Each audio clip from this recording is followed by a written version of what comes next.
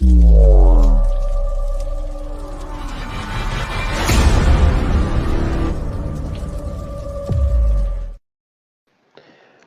and gentlemen, welcome to Celtics Talk Radio video chat with Igor. And tonight I will be joined by my friends and co-hosts Daniel Camacho. And later, I hope here is Daniel Camacho, my co-host at Celtics Talk Radio, and also the owner of Vivid Green Celtics Talk Radio and Celtics Talk Radio page. Later, we will be joined by Kevin Dixon, hopefully, and William Perkins, part of the team. The title of the show is telling you the subjects of our tonight discussion. So, after the AllStar break, the Celtics defeated Brooklyn Nets 129-106. Away, and Detroit Pistons 113-104. So the Celtics are still number 6 at the Eastern Conference with 2 losses more than number 5. Also, at All-Star weekend, we saw our Jason Tatum started in the place of Kevin Durant. We will discuss about All-Star weekend and its format. Also, Anthony Davis will miss 4 to 5 weeks. What does that mean for the Lakers and the Western Conference? Then we will discuss about James Harden. James Harden shines in victorious 76ers debut. This is important because 76ers are one of Eastern Conference contenders. What does that mean? In another NBA news, Kia MVP leaders, Jokic and Embiid, still leading the way. We will discuss about that duo, Embiid and Harden, a little. Also, the Celtics signed the 2 players at the end of the roster. We will talk, if we can, at the end of the show, what potential players at the buyout market the Celtics can sign. So let's go one by one. First of all, the latest game that we played with Detroit Pistons and the win. By the way, we are joined by William Perkins for tonight's show. He's having debut at the Celtics Talk Radio chat, if I believe so. Welcome our producer, the host, and the administrator at Wimbledon Green Celtics Fans Forum, the man behind the scenes, I would say, or the man that is helping us to become better in every way, every single day. So the Celtics defeated the Brooklyn Nets, as I mentioned, 129-106. The Nets were without its stars, but a win, it's a win. And also, Celtics struggled a bit against Detroit Pistons, but still we managed to win 113-104. Before going to recap, let's start with Daniel. Daniel, how did you see these 2 games, Boston and Detroit? I know that you are following the NBA games closely, and we will enter some of the Celtics' interesting statistics a little later. Let's focus on Detroit. Daniel, after winning the first period 30-26, the Celtics lost the second period 28-26 for Pistons. The third period were also the Celtics lost 28-22, and after good or great the fourth period 35-22, the Celtics turn around and defeated the Pistons 113-104. By the way, the Pistons defeated us in previous game. It was one of painful losses. The Pistons are tanking team, one of the worst teams in the NBA. So, what are your discussions, impressions, pardon, Daniel, about Pistons game particularly? Well, I know that game for one, you guys really got chippy. That was one thing. I don't know what it is between us and the Pistons this season that it seems like we always have a problem with them in this situation. At one point, you had an ejection in that game earlier where the Celtics ended up having the ball, and you had one of the players from the Pistons ended up touching the official. Now, Chris, I know that it was Brian Scalabrine and Chris Maddox who were doing the broadcast for the Celtics in this case. If you're not somebody who's in the Boston area, so you don't get the NBC Sports Boston broadcast of the game in this case, and he was ejected because he lost his balance for the actual going onto the floor as he was basically trying to get the ball, and he accidentally touched the official, and the official actually fell, didn't fall to the floor, didn't get shoved that much in this case, you guys, but decided to call a technical foul against him and ejected him. They ejected him after the game was over because of it. Now, I kind of felt that that was a little bit out of, a little overboard. Even Brian Scalabrine and Chris Mannix felt that that was a little too much. What was the point of actually ejecting the guy in this situation for just touching you, knowing the guy was just trying to keep his balance in this case? And then later on in the game, you ended up having a situation. It was Diallo, obviously, who lost his balance and ended up touching the official Meta in this case. Then you ended up having a situation where Marcus Smart ended up being thrown to the floor later on in the game while trying to box out one of the Pistons players. And you know how Marcus Smart can get. Marcus Smart, you touch that guy and he loses his cool if you end up getting too physical with him. And of course, Marcus Smart at first was given the technical foul.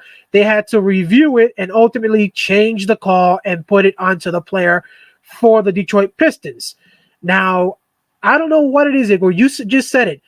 The Pistons are one of the worst teams in the league, and yet we always seem to have a tough game with them. This is a team you should be beating in no difficulty whatsoever. Luckily, like you said, we managed to pull away late in the game and ultimately won by that final score of 113-104 rather than actually losing like we did last time. But still, the fact that you actually won is a good thing because, like you said, we could have easily lost. I'm sure William would agree. We could have easily lost this game knowing that you lost the last time you played to them, which means that this Celtic team did show a good, I guess you could say, a decent sign of not only improvement, but also a way of showing that they're growing up because they didn't take this Pistons team lightly. They didn't overlook them. They didn't go the route of saying, we got this in the bag once they had a lead. No, they kept their foot on the pedal once they finally took the lead late in the fourth and didn't give up. They didn't take their foot off the pedal and allow the Pistons to get back into it. Now, I know that they had the lead, the Pistons had the lead at the end of the third, which I was concerned. And of course, the three of us were actually talking to each other during that time in the middle of a Zoom conversation, but I was worried. I gotta admit it, I was worried because we know what we would be saying to each other if we would have lost this game. And what other people would be saying, especially the media, if this team would have lost.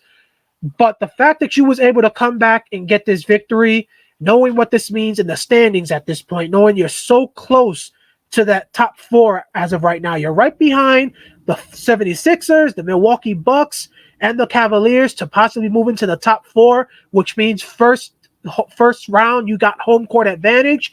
Every win right now matters. And you can't afford to be losing to teams like the Pistons anymore in this case, because any loss like that could very well be the difference between you getting home court or having to play on the road in a game 7 in the first round, and specifically getting a matchup in round 1 you do not want. I said when we talk before giving word to William, really short. I have statistic after him to break down. Hope that Kevin will join us during the show, or maybe he will not. We will see. I said that about the Detroit Pistons. They are playing good against us, not only this season, it's historically, because their style of playing is very physical. Again, they're entering into our flesh and bones. They're playing really physical against us, and I noticed that the Celtics are having problems when opposing teams are playing physical defense with a lot of contact, and it's kind of achilles of this team. You know, this team is implementing physical defense with a lot of pressure up front, but when the opposing team is applying the same, the physical defense up front, you know, with a lot of fouls and even you mentioned the player Chad Dalo being ejected or whatever. So when the players of opposing teams are playing really physical, our team is not responding well. I think that this is one of our Achilles. About the wins that you mentioned, Daniel, you're totally right. Every win matters. We are still the sixth, and despite the series of good results, we are not going to be. If today NBA regular season ends, we would not be the home court team at the first round. In some cases, it would mean, like you said, a lot. It's a difference between passing the first round and not passing the first round. William noticed me that we have the question from Jared Carson at our page why Daniel Tice is not playing more, because he said that he thinks Daniel Tice is a good player the good with the good stats. I can confirm that because in 2021, again, for the previous team, the Rockets, he was playing 21.6 minutes per game. He was having like 8 points per game, 48.4 field goal percent with not so good shooting outside, 5 rebounds per game, and zero point 0.8 assists per game. You should have in mind, Jared, that Daniel Tice, he didn't play when he was traded. He skipped a couple of games uh, because he was injured. So Daniel Tice debut against Philadelphia 76ers win on Tuesday 135-87. He had 5 points, 2 of 2 field goal, and 1 of 1 for 3, 9 rebounds, 2 assists, 4 blocks over the 20 minutes. In the season debut against the Sixers, Daniel Tice, he came off the bench. He also had high season high for blocked shoots. So he also added 9 rebounds. He was tying Al Horford on that game for second on the team, with 9 rebounds. But the leader of rebounding department was Jason Tatum with game high 12 rebounds. Jason Tatum having excellent game against the Sixers. The 29 years old big man spent the first 3 seasons in Boston. He was good pick, and with Robert Williams returned the next game in rotations, Tice saw the decrease in the playing time. So again, his playing time will depend. He is like the third or even the fourth man in rotation. To cut the long story short, I think that Grant Williams is ahead of him at the rotations because Grant Williams fits well with this team. Grant Williams, is best shooting big man. He's stretching the floor. He's playing good defense. He's good fit with the starters unit when Al Horford or Robert Williams is out. Grant Williams jumping into the rotation. His splits and stats of Grant Williams are rising with the starting unit. Daniel Tice still is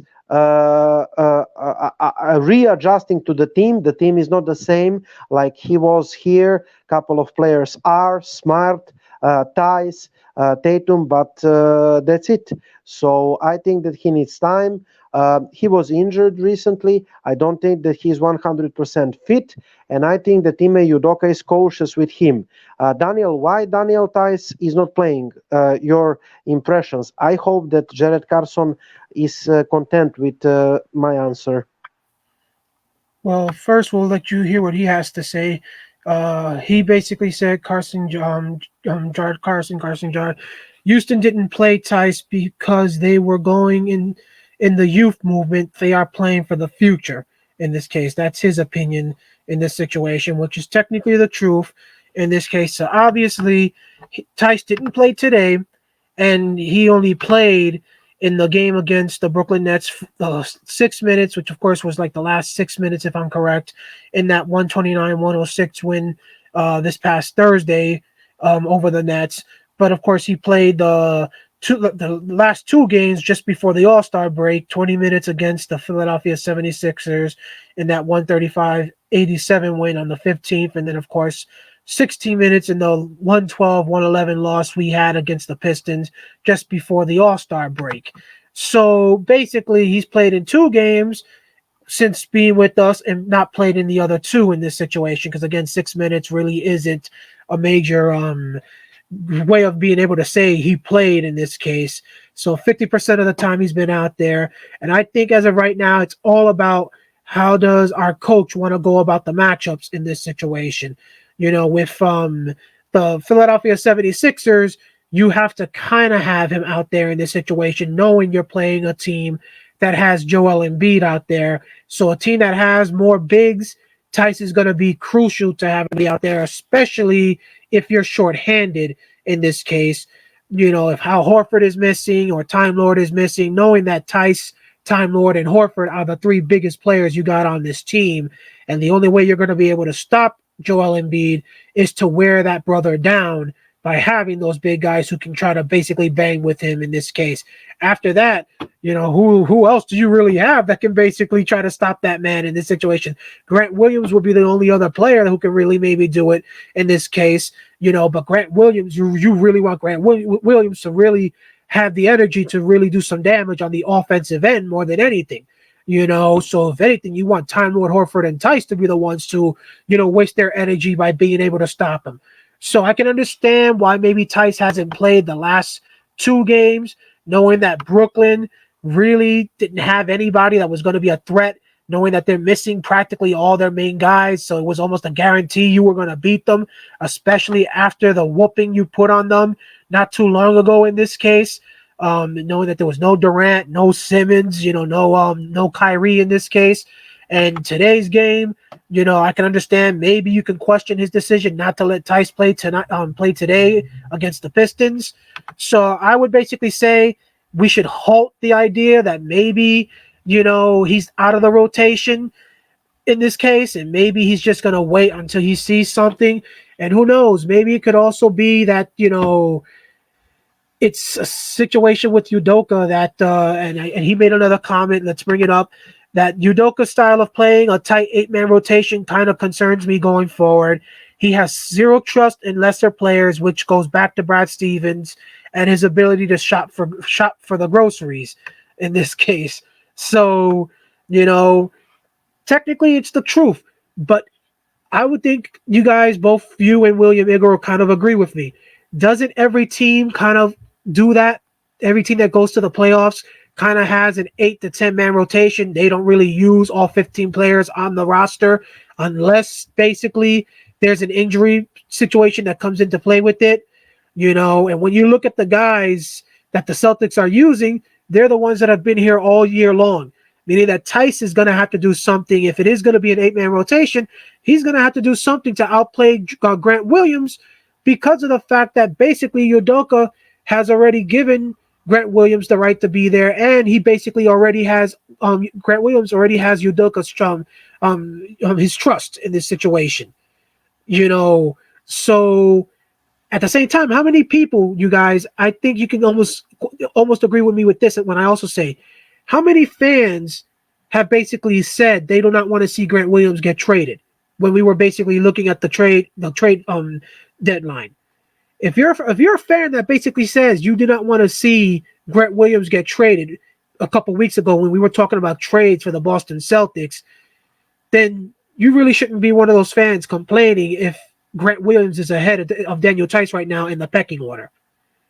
Because technically he's been there as it is right now all this time. He's got more unity. He's more used to the guys who are ahead of him. In this case, Daniel Tice, the only experience he's got right now with some of these guys, of course, is Tatum, Smart, Brown, and Al Horford. Everybody else that's there ahead of him, he's got to get used to playing with them, which means maybe I would wait until we see him more time in practice, give him the opportunity to get used to playing with those guys before we really say that, our coach has literally thrown him basically to the side in this case. And I would say that maybe it's going to be certain matchups. Maybe he'll play more against the 76ers. Maybe he'll play more against the Milwaukee Bucks when, our coach knows we need the size because going small could end up costing us big time. Okay, well, you didn't talk again.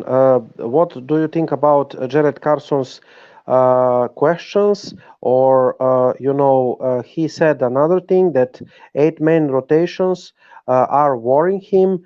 Daniel, I can say that exactly one of my concerns going into the playoffs. Again, Derek Weiss is nice player. Grant Williams is nice player. Daniel Tice is not used right now, and he was presented to us well, like somebody who will be the third man into rotation. He's not. Grant Williams is ahead of him. Peyton Pritchard and Naismith are kind of number 9, number 10. Again, Daniel, you're correct. Teams are using 8-man rotations, but one or two injuries of the starters at the Celtics are in the big problem in the playoffs. I don't want this to happen. I'm just saying. Well, your opinion about the subject.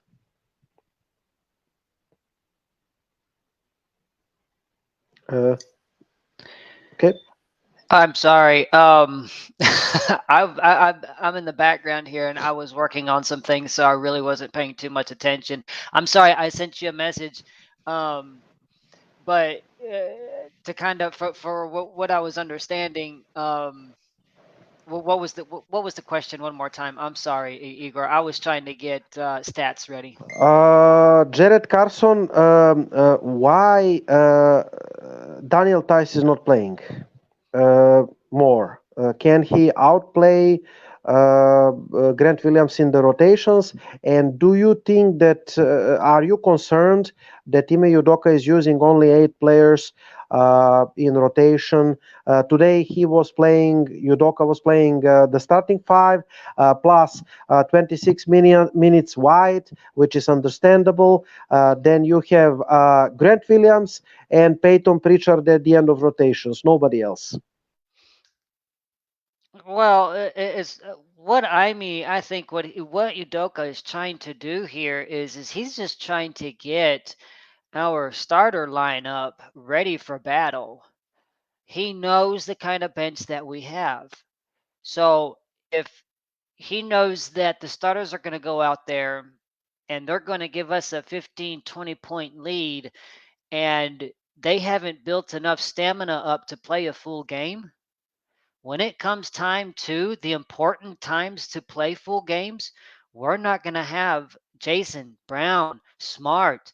They're not going to have the stamina to be able to um, come back in if the bench needs a little bit of help and keep playing.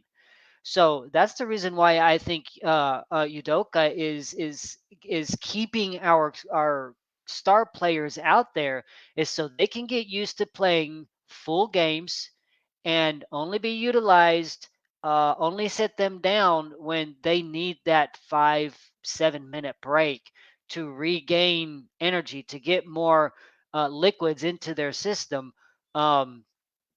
But if you really think about it, all the games, all the seasonal games are completely different than the playoff games. And come playoff, everybody's going to be fighting their hearts out. And we all know, as well as our bench is in sync right now, we all know that our bench won't be able to keep up. Um, Unfortunately, I hate, it's not me casting a negative against the Celtics, but it's just too many young players, non-veterans. Um, I mean, the one veteran that there would be Tice. Why is Tice not playing now? Well, because he had to leave the Celtics, and Grant right now has literally proven himself. He's up to 31% behind the 3-point line. If that's no, that's White. What was his percentage? I can't remember his 3-point I percentage. I think that he was over 40 actually, and I will find the statistic. I think he was actually the best three point shooter at the team, the best among the wing players in the NBA. Anyway, I know that the corner threes like 45%. Right now, he is shooting in this season like 44.4%, which is the best percent in his career. Shooting 3.5 threes per game and scoring 1.6 per threes per game average. Career 38%. This year 44.4%, which is impressive. So the best shooting wing at the team. Right, and that's another reason why Grant is playing over Tice right now, because he has proved himself. Tice, has, unfortunately, he had to leave the Celtics, for that little extended period of time. But we see how Tice came back, so that tells us a lot about um, Stevens and Udoka and their thinking process on Tice. They will probably be able to utilize him come, playoff times, if we even get into the playoffs. But he's going to be able to help that bench out, in the most important time of the season, which is, when we're playing for that, contendership for that title. Um, that's the reason why I think Tice isn't playing right now, is simply because Grant has really proven himself for the last 2 seasons. All we've heard was trade Grant, trade Grant, and he can't shoot. He can't do anything right. He can't shoot. But this season, he's really stepped it up, and he said, "Okay, I've got to step up to the plate, and I've got to play better." And um, another thing that we're seeing here is our team. We're learning to get along better, and when we get along better, we start winning games. Just a few months ago, the Celtics, reported that after they won a game, they went into the locker room and they all started working out as a team effort. And that's one thing that Tice never did experience. Also, was the fact that when he was playing for us, we weren't getting along. It's not his fault. I'm just saying this is a whole new core that Tice is seeing, attitude wise, mentality wise, and maybe Brad wants to use his mentality wise to rub off onto the bench. Good stuff. Meanwhile, I will finish with Jared's comments. He was saying that he's worrying about players, Brad Stevens not having trust in players number 9 and number 10. He's worrying that Al Horford is 36 years old and he's playing like 37 minutes per game. It is too much. Again, Jared, in what we are doing right now as a team, I think that Al Horford is vital, for this team, especially for the defense that we are seeing. It's number one in the NBA since December 31st, and it's number two in the whole NBA season. So, I mean, for the defense, especially. Especially in the big man defense, you saw the concept of Al Horford, Mr.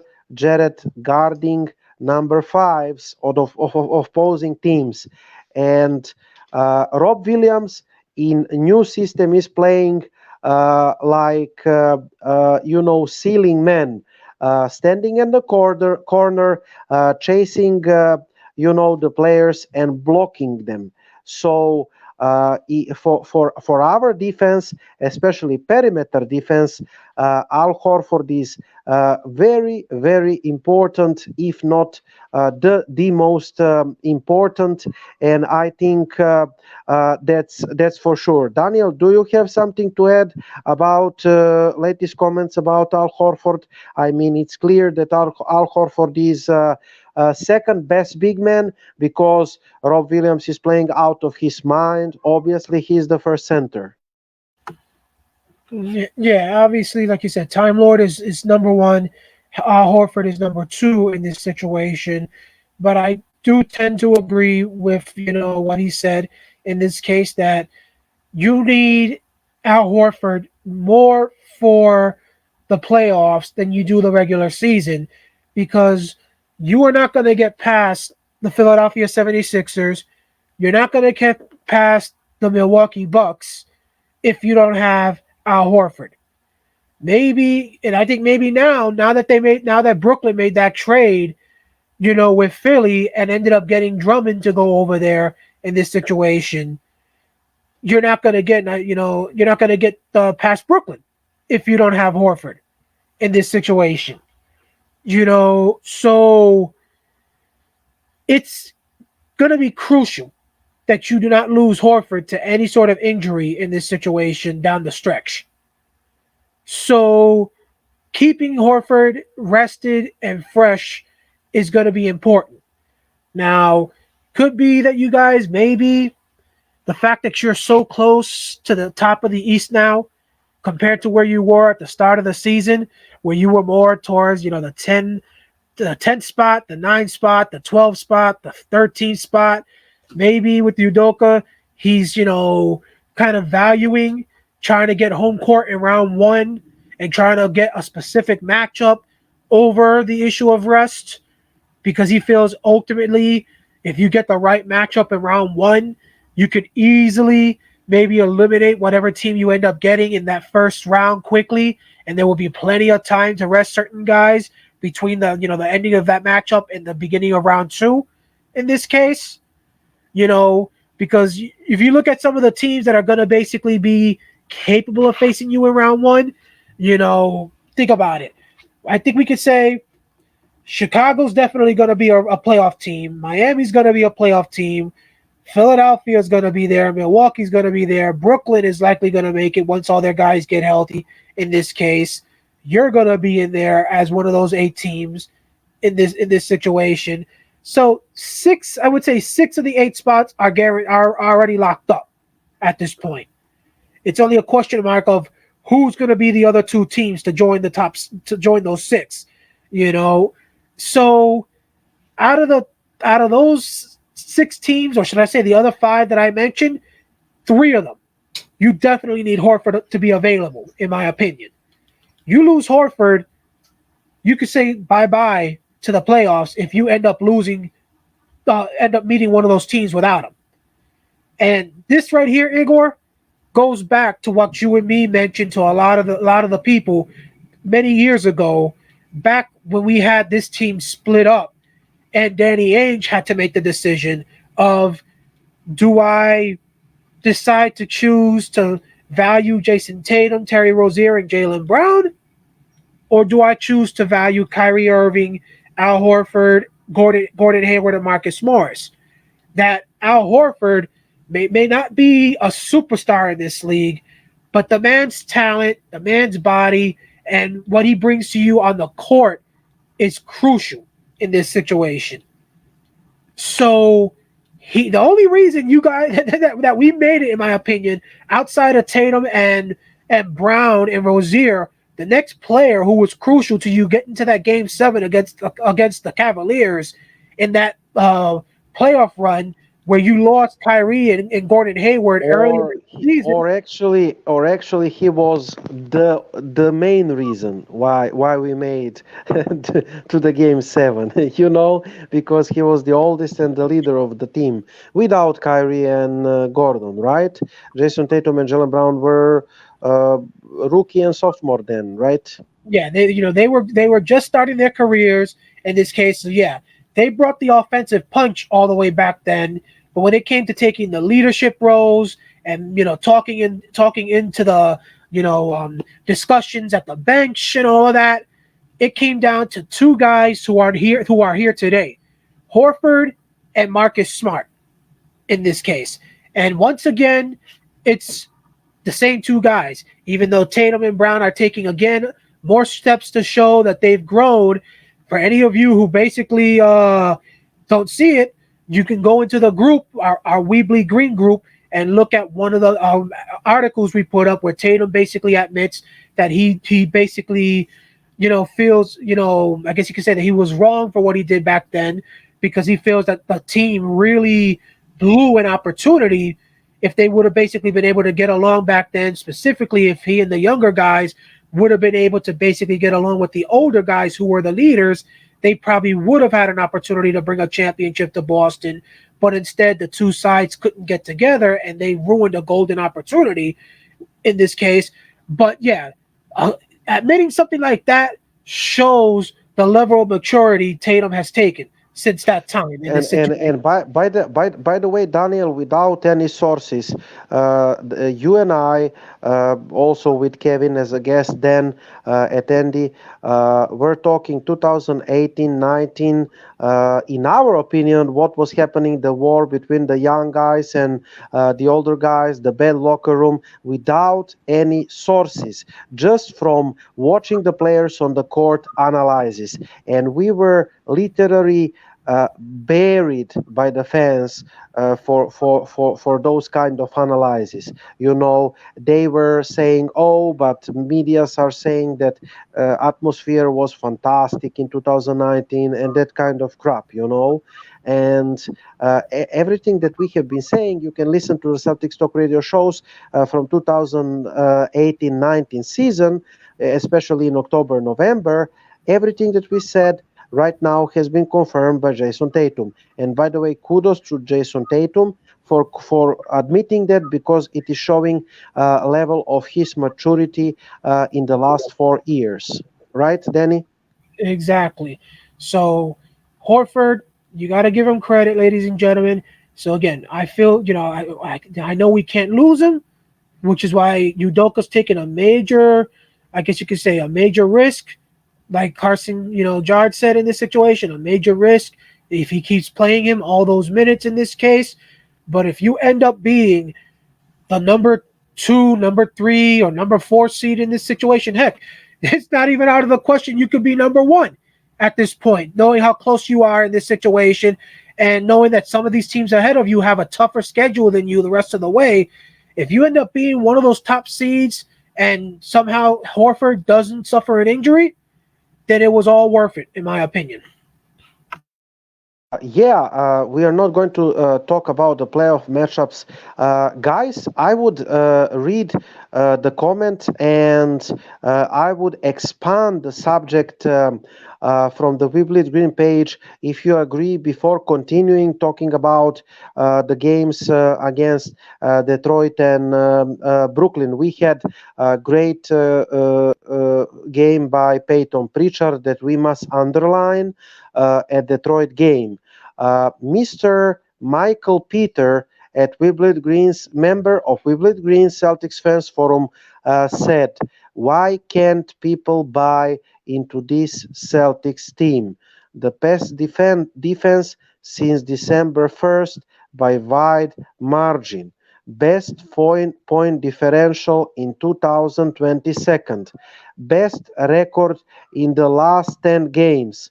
The Jays are passing and they are not just playing for themselves.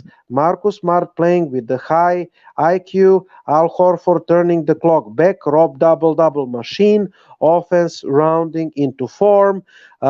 Nowhere last year the Celtics were that good. And if you want to say we're playing bad teams, everyone else playing bad teams, rigged with injuries, it's not like we are benefiting. The all Celtics would have lost these games. Daniel, I would read your answer and I would expand.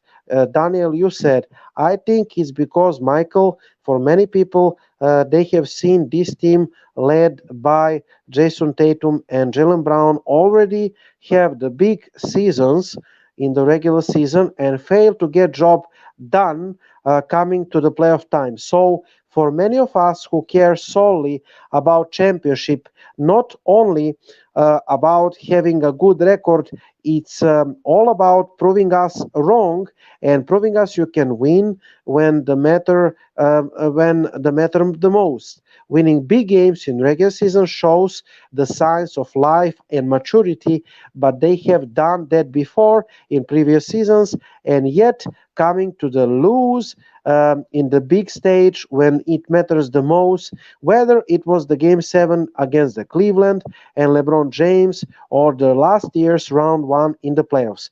At some points, at this point, it's believe it. I will believe it when I see it. They are doing it in the playoffs mentality, knowing you got a young team, not the players who have established superstars like we had during the Big Three era with Ray Allen, Kevin Garnett, and Paul Pierce.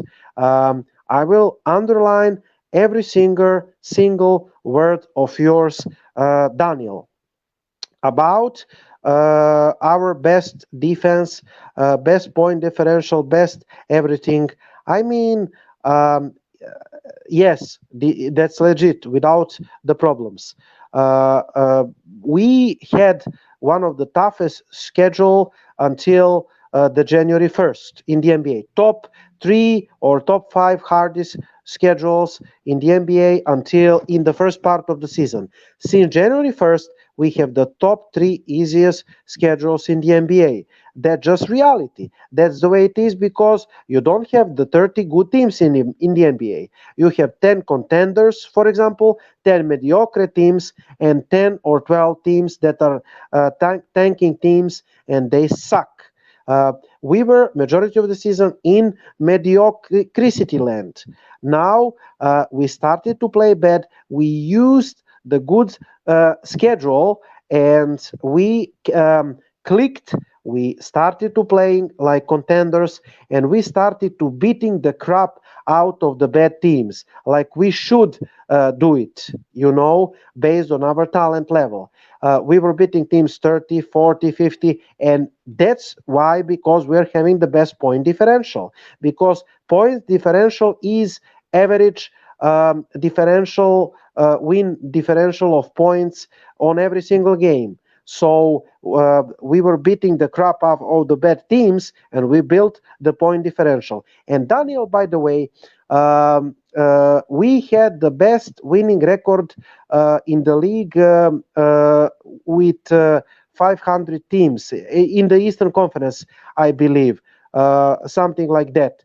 And I think that you have interesting statistic about that. You deep dive into those statistics. Can you tell us more about it? Because it's really enlightening informations from your side, I believe. You make a post at Wimbledon Green, right? Yeah. So of course the main topic in this situation that you're saying is that obviously we've had many people in the Celtics nation try to bring up the topic that the Celtics have the best record in the Eastern Conference when it comes to beating teams who are above 500, which of course is legit. In this case, we had one member in our group obviously bring it up last night. One of the major debates, obviously, you guys, that we've been seeing is obviously why can't fans buy into this team? That was obviously the topic of that post that you just mentioned, Igor. That I ended up basically responding to is why can't our fans buy into this Celtics group as of right now? In this case, so obviously they were trying to use the fact that they got that record against the 500 teams over 500 mark as a way of trying to say that this team has turned a corner and fans should be willing to buy in because obviously teams that are above 500 are teams with a winning record. They're good teams, especially the ones who are elite in this case. So obviously I ended up looking into it because my thing has been always trying to tell fans you got to look at the circumstances for each of those games. Like, for example, the games against the Brooklyn Nets, you guys, that we just won. You just beat the Brooklyn Nets twice in the last, 2 weeks or so, 3 weeks. And both those wins, can any of the three of us say those wins are legit other than the fact that they helped you in the standings?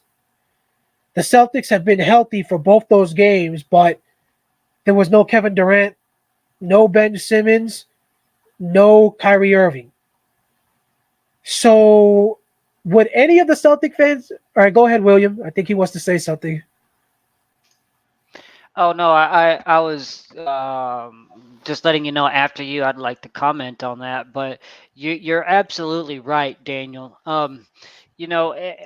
Throughout this whole season, I have been putting up this is a good win, but the win is not impressive to me, um, and it's simply is because of we're playing teams that are missing their core players, half their bench. Um, and but then yet, when Tatum goes and has a huge night and scores 50 points, everybody wants to praise Tatum. But on the other hand, you have people like me who's not in a Celtics fantasy world, and I'm saying, okay, he scored 50 But we points. lost. Yeah, We but we lost. lost. But we lost. But who really was there good enough for Tatum to even compete against? He pretty much used the Celtics players around him. So when he had trouble, he couldn't take on the full entire team. He just passed the ball and they passed it around a couple times and passed it right back to him until he was open and voila, his shots were coming in. But I feel exactly the same way you do, Daniel. These wins are not impressive wins. We should have been beating these teams in the long run on every single game that we play them, and they're not impressive because if they're missing they're missing the players that make them contenders, then the wins aren't impressive. They're missing those players, and I do agree. I do Absolutely agree. agree. Absolutely. And William, on to your story. I noticed interesting tendency among the Celtics fans and medias because in the first part of the season, when we were losing to the crappy teams, below 500 teams, and we were missing players. The Celtics were missing players. That fact was unlighted in every single headline and every single article. The Celtics lost from Detroit, but they were missing Marcus Smart, Jalen Brown, whomever. Okay, so I agree. You enlightened that. But when opposing team is missing the players and when you beat the crap out of them, like you mentioned the Nets or Miami Heat, for example, nobody out of Boston even mentioning that. And when you, William, or me, or Daniel are saying, wait, guys, the Chicago, they are missing Zach Lavine, they are missing DeMar DeRozan, Phoenix Suns, yes, we have won it, but they were missing the Andre Ayton and whom the other player. Yes, Brooklyn Nets, they were missing the big three. So those wins cannot be taken as a measuring stick that the Celtics are for real. I'm reading the article and scratching my head at the NBC Sports Boston. They are mentioning this game. You cannot talk these games without a context, and the context is: are the Celtics full roster? Are the opposing team the full roster? Are they full roster? They are. Okay, 4 games, you have the result. If everybody was full, healthy, then those 4 games, can tell you about the real strength of the Celtics and the Brooklyn Nets. If the teams were not fully healthy, those games are not showing you the full strength of the teams, and you will be really not pleasantly surprised, Celtics fans, in the playoffs, is those teams are meeting again, and if those teams are fully healthy. The reality will make you unpleasant surprise Well, sometimes. Then, please, William, go on. Well, let me just say this, and I that this is where um, we might differ, and of course, it's okay to have different opinions than other people. Absolutely.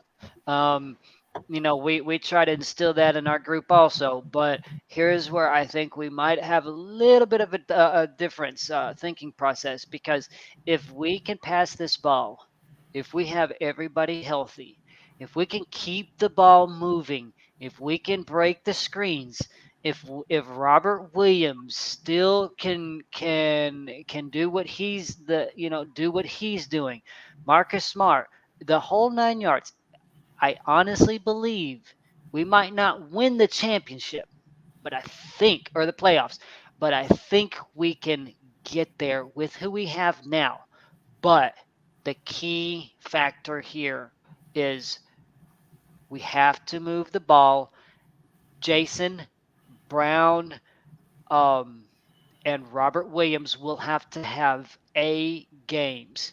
And Grant Williams, Robert Williams and Grant Williams, they will have to have, I mean, A triple pluses games for us to be able to get that far. I think we can do it. But I don't think if Jason's having a night off, trend shows that he likes to have his nights off, and the ball, sometimes the basketball gods are not on his side, and but if he's having one of those nights, and you can forget it. I mean, nobody else's. Brown will step up. Pritchard, I really like the way Pritchard's playing. I think Pritchard is going to be Jason 2.0. If it, Mark my word, in 3 years, Jason Pritchard is going to be what's his name? Peyton Pritchard. Yeah, Peyton Pritchard. Peyton Pritchard will be a Jason Tatum 2.0. Mark my words. Excellent stuff. Daniel, do you want to finish about your article, or that's it? We interrupted you. Apologize. Well, Apologize. well, again, just for people who, may want to find out what it is you were referring to, if you're in the Weebly Green group, in this case, you can find my article. It's 15 was posted 15 hours ago, so last night in this case. So as of last night, the Celtics were 15-14, you guys, against teams that were 500 or better in this case. Now, again, I'm not going to go through the whole thing, but for everybody that may want to say, okay, you didn't give us all the details. Obviously, I'm not going to go give you all the details because it would take forever, But I literally broke down, you guys, every game the Celtics played in terms of injuries versus every team that was over 500 at the end of gameplay last night for the NBA. That included the Miami Heat, the Chicago Bulls, the 76ers, the Milwaukee Bucks, the Cavaliers, the Toronto Raptors, the Brooklyn Nets, the Phoenix Suns, the Golden State Warriors, the Memphis Grizzlies, Utah Jazz, the Denver Nuggets, the Minnesota Timberwolves, and the Los Angeles Clippers, who were right there at the 500 mark after their game yesterday. So literally, if you were to go into the group, and you were actually to read the actual information, you would see the date of the games, the final score, and information on every player who missed the game from both teams in this case to see who had the advantage. So, for example, I would mention the game against Milwaukee that was played in this case, and I'll just give you a good example in this situation by reading it. In this case, the Celtics 112-113 win in this situation back on November 12th. Saw the Celtics win in overtime. This game saw both teams play rested. That's another thing I decided to make sure I mentioned who was rested and who wasn't. If one of the teams were playing on the second night of a back-to-back, I mentioned it. Or if both teams were at even playing time when it comes to both teams being rested, or both teams basically having, the same type of situation when it comes to having rest. So the Celtics had to play with Jaylen Brown, without Jaylen Brown. However, the Bucks had to play without Chris Middleton, Brook Lopez, DiVincenzo, and without Giannis Antetokounmpo. So tell me, which team had to go through the more difficult, play for that game? Obviously, it's the Milwaukee Bucks, because they were missing 4 key players. We were missing 1. Advantage Boston.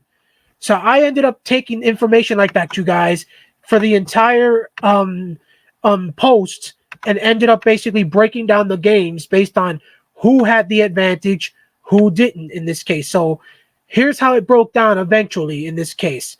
Out of those 29 games, you had 2 wins for the Celtics, you guys, that came with the Celtics and their opponent both playing at even strength and even rest, meaning both teams were healthy and both of them were playing either on the second night of a back-to-back, or both of them were rested, meaning at least one day off in this case. One game came with the Celtics winning with both teams either being healthy or having injuries or something like that, but basically canceled out. The injuries canceled out, and with the Celtics having a rest advantage, meaning the Celtics were rested, but the other team was playing on the second night of a back-to-back. So you basically were rested. They weren't in this situation, but both teams were basically at even strength. One of your wins came with both teams at even strength, but you were the one who had to play on the second night of a back-to-back while they were rested in this case.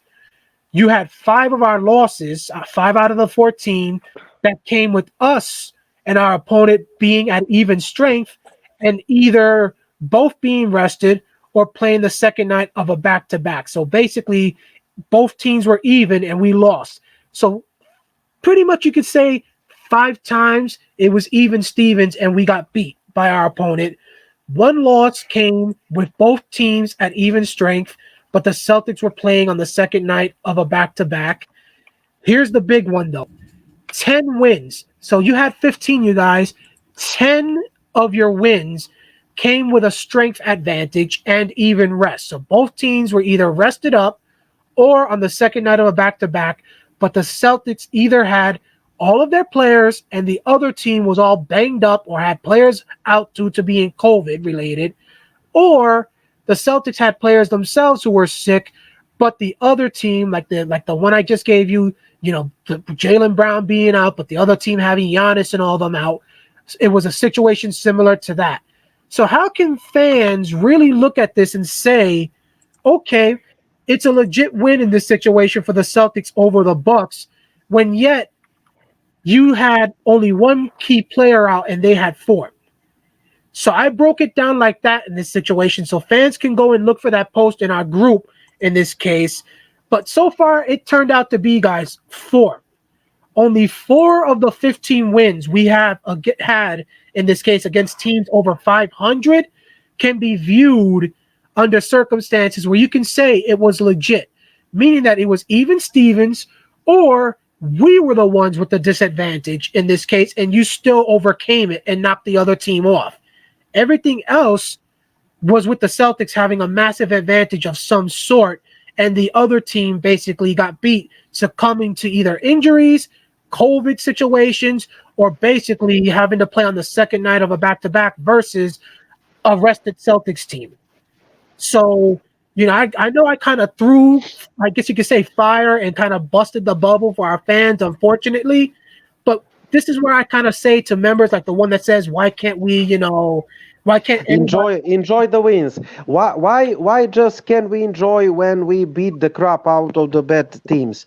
I enjoy it, but basketball is all about the playoffs. We're trying to analyze the game. I don't care if we beat the Harlem Globetrotters 100 points advantage.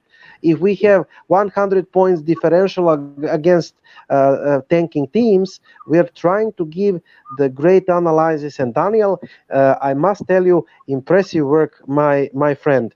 And I mentioned this article because our page is different from the other cheerleading pages, because here you can read the analysis that you cannot read anywhere. Can you read these statistics that Daniel Camacho dig out at the other pages? If you can find something like this on the other pages, find me that page or the site, and I will reward you. Again, impressive work, Daniel. And by the way, Kevin is with us. Kevin, welcome to the show. How are you tonight? And for the start, impressions about the wins against the Detroit Pistons and Brooklyn Nets after the All-Star break. What's going on, guys? I'm having a little technical difficulty. I moved, if you guys can tell, I moved my room I had upstairs, so I guess I did something wrong. So I have to fix it after I get off the show. But overall, I think the Celtics are playing really good basketball. I don't know how it happened. I don't know when it happened. I just know it happened. I'm really impressed with the way they're playing. Watching some of the games I watched doing this little streak here, some teams were undermanned, some teams were not that good. But I just think that for some reason, they're in a flow. I don't know what it is. I don't know if they're like, okay, it's time to play real basketball right now. But what I'm most impressed with, you guys, you know how I am. I'm all about the defense, and I'm really impressed with the defense that we're playing right now. Watching the game today, like Daniel said, usually we would lose those type of games at the end, but we came through. Pritchard stepped up and played really good basketball. So I don't know what happened to White tonight. I didn't see him. I saw him on the bench, but I don't think he played. Did your guys see him play at all tonight? Who? The kid they just traded for. Ain't his last name White? White played 26 minutes. Yes, Ime Udoka was playing the starting five plus White 26 minutes. Grant play I think 19, and Peyton Pritchard. Nobody else played at the game. Okay, Yes. okay. Because I was listening to some of it on the radio, so I might have missed him playing. But Pritchard stepped up really good today. And a lot of people, I don't know if it's just that Detroit matches up well against us, and then Bagley got hurt. I think that was the key, and maybe us winning the game. But a win's a win. Well, I'll take it any way I can. I'm not celebrating like most people are. I'm gonna ride this out to the end. You mean Kevin? You will not hang the banner at your room because we defeated the Pistons? No, indeed, I'm not going to hang no banner. I think Detroit plays us well. I look at them. I looked at their schedule. I looked at the games they won, some of the games they lost. I think it's just a matchup that they have against Boston that makes them play so competitive against us. So I can't say Detroit is a bad team. Or a good team. I think it's a lot of things goes with matchups when you're looking at the game, like when you want to judge your team against that team. But I was really impressed with couple other games that they played during this winning streak. The Brooklyn game, I watched a little bit of it. We did what we were supposed to do, and that's what our fans should understand. These are games that we should have been winning at the beginning of the season. Anytime you have a team that's down that many players, or whatever reason it was, we should be winning those games. The games that we lost to the Knicks, games like that, as you can see, they're not really doing really well right now. But those are games that we should have won. Um, the games that will impress me, when they play Brooklyn again, coming up soon. That game will really impress me. I would love to get the Sixers again one more time just to see where we stand with them. Um, but overall, I'm happy that Pritchard getting some time. Um, Everybody seems like they're understanding their role now. And this is what we be looking for, with this team, is everybody understanding their role and what they have to do. So I'm really happy. Are we good enough to beat LA? Well, you talking about the Clippers or the Lakers? Um, they got two teams out there. Um, we'll see. We'll see about the Clippers real soon because we go out west again. Um, to The Lakers. Well, we already played the Lakers twice already, and they won the second one out there, which that was a winnable game for us, and we didn't come through like we should have. But overall, I think that if the fans are thinking, if our fans are thinking that we're ready to beat Miami, Philly, and Brooklyn if they're healthy, I don't know. I don't know.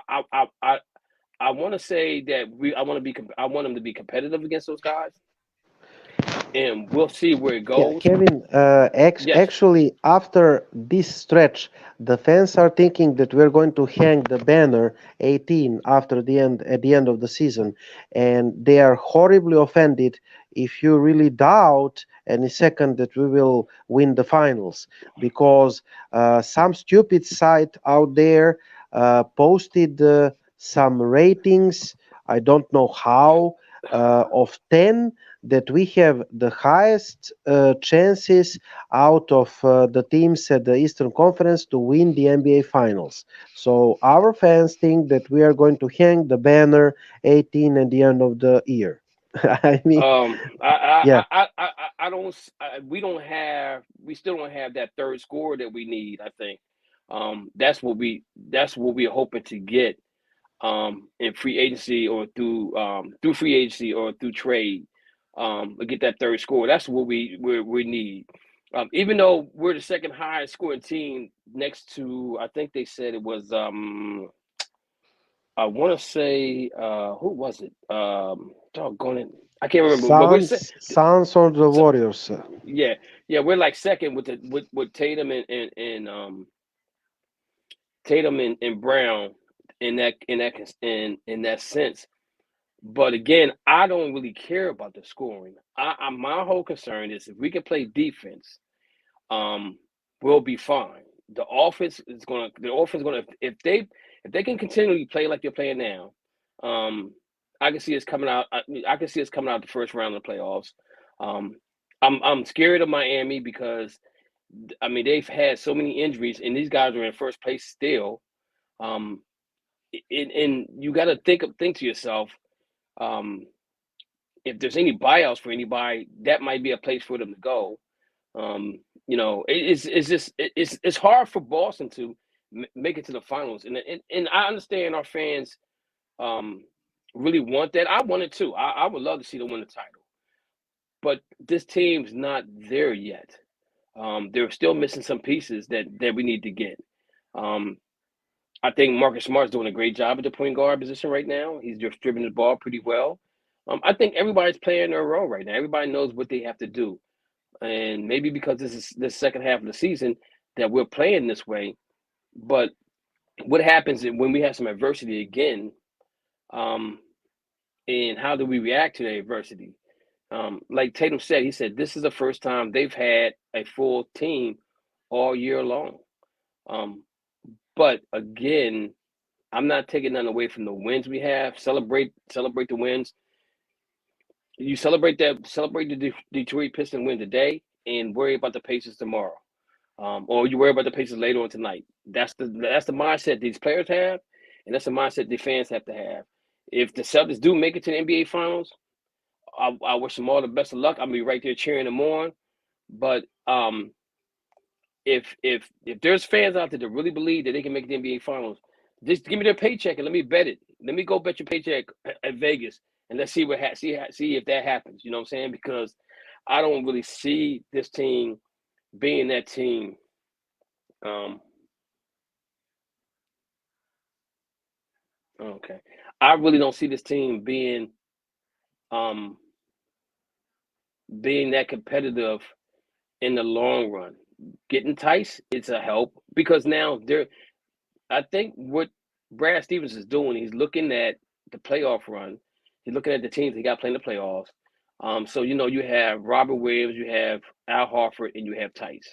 So you got your three big men, and you got Cornette. I think we signed back. So you got your four big men that, if you get foul trouble, they can beat somebody up. Um, and more or less, it's all about those moves to me were all about Embiid. Um, that's the way I look at it. I don't see no other center in the league actually that I mean in the East that is that powerful as Embiid is. So I think that's what that move was for. Um, you gotta give I give Brad Stevens a B plus on the trades that he did, and also we have I think they said is it 10 trade exceptions right now that we have in the bag. That's like almost having draft picks in my opinion. Because you can use those to get the certain player um, that you want on the team. And I kind of thought it was one person. Now I'm kind of leaning to somebody else. But you guys, we'll talk about that off the air and bring that up for another subject for another time. But that's just my overtake of the Celtics. I'm enjoying what they're doing right now. Having a lot of fun watching them. Um, again, I'm ready for the playoffs. To see how well they actually do. And if we make out the first round, we get the second round, and if by chance we get to Eastern Conference Finals, and let's say we lose, now we have something to build on because now you can say, okay, we can add this piece or we can add that piece. Then you may get some free agents that want to come to Boston to play as in a backup role to some players. Um, I'm still I'm still out here in Brad Stevens' inbox every chance I get to bring Isaiah Thomas back to Boston. I'm telling you, I think he would be an added addition to playing with Pritchard on the second team if he possibly could get him back. So that's my thoughts of the Celtics. Um, and I'm not knocking no fan for believing that they're going to the finals. Um, and I'll be the first to say if they get to the final, I'll be the first to say I made a total mistake from the beginning of the season. Well, I'm not gonna say the beginning of the season because at the beginning of the season they still played terrible, but up until now they're playing really good. And they have given me a little faith in how they're competing again. And again, with me, it's all about the defense, how good they play defense on teams, and I think they're one or two as far as defense is concerned, and everybody seemed like they know their assignment. Switching really, I mean, today, if you watch the game today, the parts that I watched, because I went back and watched like the last 6 minutes of the game, and the switching on defense was excellent. You had one time I think Jaylen Brown got called for a block, which should have been a charge, but everything else defensively, I think they did well. You can't stop fast. Sometimes you can't stop fast breaks because of the ball bounces a certain way. But defensively, they did a lot of good switching. I love that part of the game. So that's my take on the Celtics for right now. Okay, by the way, another subject that we must mention, Celtics add two 10-day contracts to the roster, Kellan Martin and Malik Fitz, because they upgraded one of the two-way contracts into the real NBA contract. So they had the two vacant I mean, two vacant spots at the end of the roster. So Kellan Martin and Malik Fitz, they are on the 10-day contracts. So Malik Fitz and Kellan Martin are the Celtics. Fitz spent time with Jazz. Martin played 27 games with the Pacers. Malik Fitz forward 7 games with the Utah Jazz, average 0.9 points, 1.4 rebounds. Last appearance January 7, 22nd against Toronto, game which he played. I'm talking Malik Fitz played 21 minutes, shooting 2 of 8 from the field, 6 points and 7 rebounds. In 27 games, Kellan Martin, forward, averaged 6.3 points, 2 rebounds, and 0.8 assists. And he had 41, 30, 69 shooting splits. He was waived by the Pacers January. Both these signings are low risks as the team takes fillers on young players. Fitz is 24 and Martin is 26. The Celtics needed to fill the roster spots quickly as the team is only allowed to be below 14 players on the standard contracts for 2 weeks at a time. The deadline for that was on the sec on the um 24th February, according to the Keith Smith. So a lot of people asking me about the Boston Celtics fitting the roster. Boston has to sign at least 2 more bodies to the standard contracts. Team can only drop below 14 players on the standard contracts for up to the 2 weeks at a time. The deadline was the 24th February. There are still a couple of interesting names. Goran Dragic and Willie Cauley-Stein already has been taken. It will be interesting to see the buyout market. Daniel, I explained why did we sign Martin and Fitz. What are your thoughts about these signings, Danny? Well, again, I would just say that those were signings done simply to make sure we ended up getting the job done to meet the NBA's rules at this point. I don't think we're really going to see anything done with those players to make them part of the rotation or anything like that. And I would say, despite the fact we have a few roster spots left over, you know, we shouldn't expect anybody else to be brought to this team. Obviously, we mentioned on our show just this past Saturday to everybody that the team could use the traded player exceptions they got to sign a couple players if the players are waived, not bought out, ladies and gentlemen, waived. Obviously, if a player is bought out, they become free agents and could sign with anybody, meaning you got to sign them as a free agent. And obviously, that would be a little bit more difficult for teams like the Celtics and all these other big time, teams like the Lakers and all of that, who are all over the salary cap in this situation, in this case. So a team that's waived will be a different story in this case because the Celtics, obviously, even though they're over the cap, would be able to use the traded player exceptions to be able to do something to get them in this situation.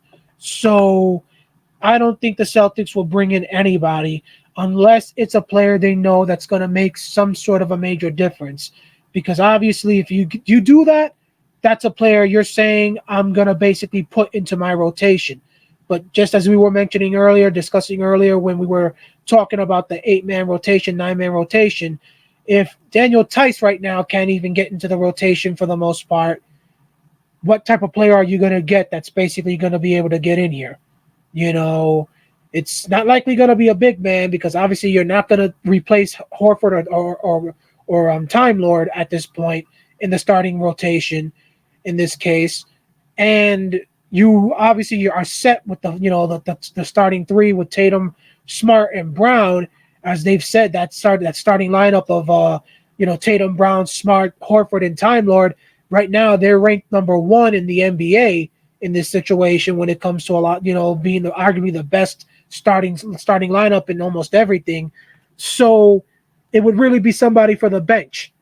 So unless you're ready to remove Pritchard and all these other guys, it's not really going to be worth it. And the way I see it, I think, we mentioned this also this past Saturday.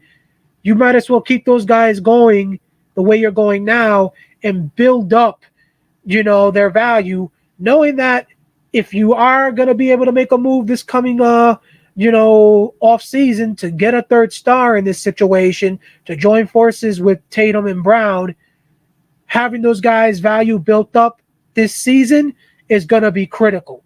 So why bring somebody in who could very well basically be ditching you in the offseason if let's say their contract ends, when you could have the guys you got right now who are already used to playing with your guys be the ones to have their value built up and then trade them this coming offseason.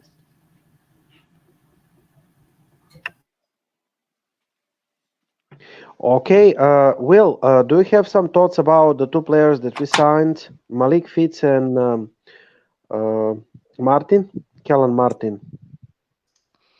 No, I completely agree. Notice the type of players that we've signed. They're pretty much just to facilitate, some spots that we needed to fill our roster to be able to be in compliance with the NBA rules. They're nobody special. I mean, don't get me wrong when I say they're nobody special, but they're not going to be that third person for us unless one of them's just been hiding some talent, and decides to break out the talent. But I think it was mainly done just to get us, to playing our games again. Okay, thank you. Let's um, let's talk about something that we have at our banner, and that is the Lakers star and NBA champion with the Lakers two season in 2019 20th, pardon, the bubble. If I'm correct, Anthony Davis will miss. The 4 to 5 more weeks with the foot sprain. Davis was preliminary diagnosed with an ankle sprain and expected to be at least out 2 weeks, but that time frame was quickly expanded to 4 weeks after MRIs, and it revealed that Davis had a mid-foot sprain instead. NBA fans reacted, and I can only say, considering the Lakers are 27 and 32, 46%, number 9, they are playing team. They will be fighting via the playing tournament most likely if they do not make a run at the end of regular seasons. They will be the playing tournament team, and they will be fighting for their playoff lives. So the Lakers are really, really doomed. All I can say, Daniel. What do you say? Well, I gotta say, I continue to laugh at this news in this situation, and for anybody who basically, I guess you could say, actually wants to see the tweet in this situation. There you go, Anthony Davis. You can see who tweeted it out in this situation, but they're screwed. That's how I see it, you guys. The Lakers are screwed in this situation. Not only do you have Davis, who's going to miss basically almost the rest of the regular season, and you don't know how good he's going to be come the playoffs in this case. And obviously this is the way it's looking. But LeBron is not doing that great health wise. He's been having issues all season long. Obviously, people are talking about Westbrook in this situation. How is he going to be? Because obviously he's been up and down in this case.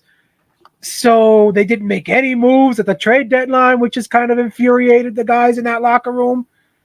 So literally, you guys, I can say they are screwed. Right now, you look at the standings in this situation for the Western Conference, and I wouldn't be surprised, Igor, if the Los Angeles Lakers were to actually miss the playoffs.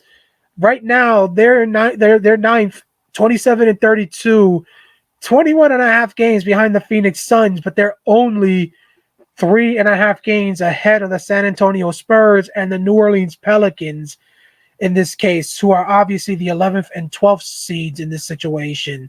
So obviously, if any one of those teams were to actually pass the Lakers, and of course the Portland Trailblazers are the 10th seed, so they're the ones who have the last play-in spot, while the Lakers, obviously at ninth, have the second to last. So if two of those teams were to pass the Los Angeles Lakers, LeBron and them wouldn't even make the playoffs in this case. That would be almost the laughter of a lifetime in this situation. So it would be I don't know what would be more funnier, Igor, in this situation. LeBron actually missing the playoffs in this situation, or what we saw this past weekend in the All-Star weekend in this case, in that dunk contest. Oh my God. I gotta tell you, I think them missing it would easily make Celtic fans forget whatever might happen if the Celtics don't win it all this year. You and me kind of question fans in this situation in the group. Would the Lakers missing the playoffs easily cause you to basically accept if the Celtics didn't win it all or got eliminated in round one? And many fans were saying, yes, it would. But to think that this might actually happen because LeBron can't seem to stay healthy. Westbrook is playing crappy. And now Davis might actually miss the rest of the season from the looks of it, the rest of the regular season. So I'm enjoying it. Enjoy it, Celtic fans, in this situation, because this is proof. I heard a report that LeBron is trying to let the Lakers know that basically he wants to stay with LA. But of course, we all know that's probably until his kid shows up into the league. And at that point, it's so long, see you later, unless the Lakers can actually get his kid to stay with them.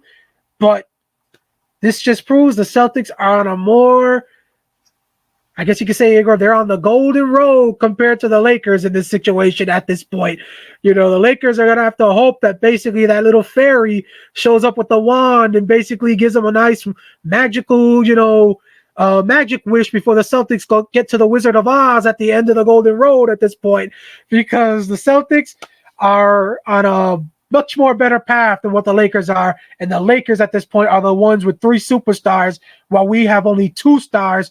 Again, I said it, 2 stars, ladies and gentlemen, because Tatum and Brown, despite the fact they play so great, are not viewed as superstars when it comes to the media right now. Yeah, Brown is not an all-star, and Tatum is, building superstar, but he was the all-star starter, but only because KD, the captain of the team, was injured. The second, let's run throughout a couple of all-NBA subjects and finish the show, Daniel.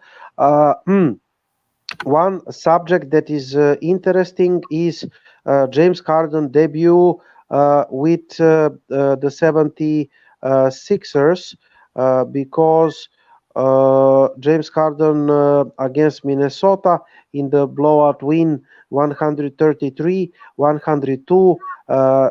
He had almost triple-double, 27 points, 12 assists, and 8 rebounds.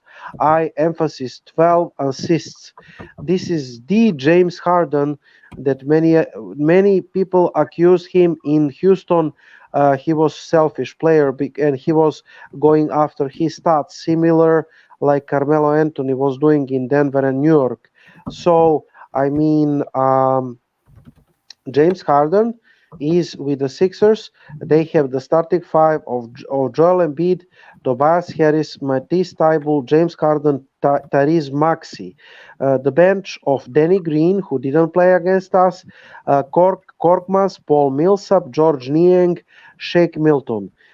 Daniel, to tell you the truth, I don't know if Philadelphia is having the advantage against us, home court advantage. I don't know if we can pass this team of Philadelphia because of one simple reasons.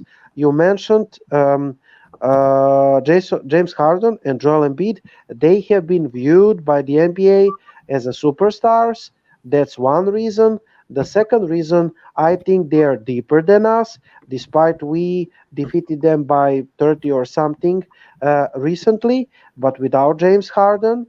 And number two, like I said, Milton, Niang, Millsap, Korkmaz, Green. I think they are deeper than us, than our bench, consisting of our bench consisting of excuse me. Yes, I have. Pardon. Our bench consisting of, excuse me, so Peyton Pritchard, Naismith, Tice, Grant Williams, and Derek White. So which bench would you take? I would take the Sixers bench. Shake Milton, Niang, Millsap, Korkmaz, Green. Plus they signed Willie Cauley-Stein. So we will see. I think that we had one game left against the Sixers, but they have excellent coach. I mean Doc Rivers, and they're ahead of us at the standings. Uh, so the Celtics still, despite the good stretch, number 6, Philly, number 3. So actually, Daniel, right now we would meet Philly in round number 1. I would give advantage to Philly, to tell the truth, at the round 1. Your opinion about James Harden debut? Well, again, we all knew that James Harden going to Philadelphia was going to improve that team in this situation, and the fact that obviously he was going to go the route of looking so much better with the Philadelphia 76ers, obviously, because for one, Embiid, how many teams can really stop that guy? Let's be honest in this situation. The man is just so physical in this case and can almost go get wherever he wants in this situation. Him with Durant and Irving was one thing in this situation, knowing that Durant obviously can nail a shot from almost anywhere in this case, but Embiid has kind of proven he can do the same thing if you think about it. He can nail the threes, similar to Durant.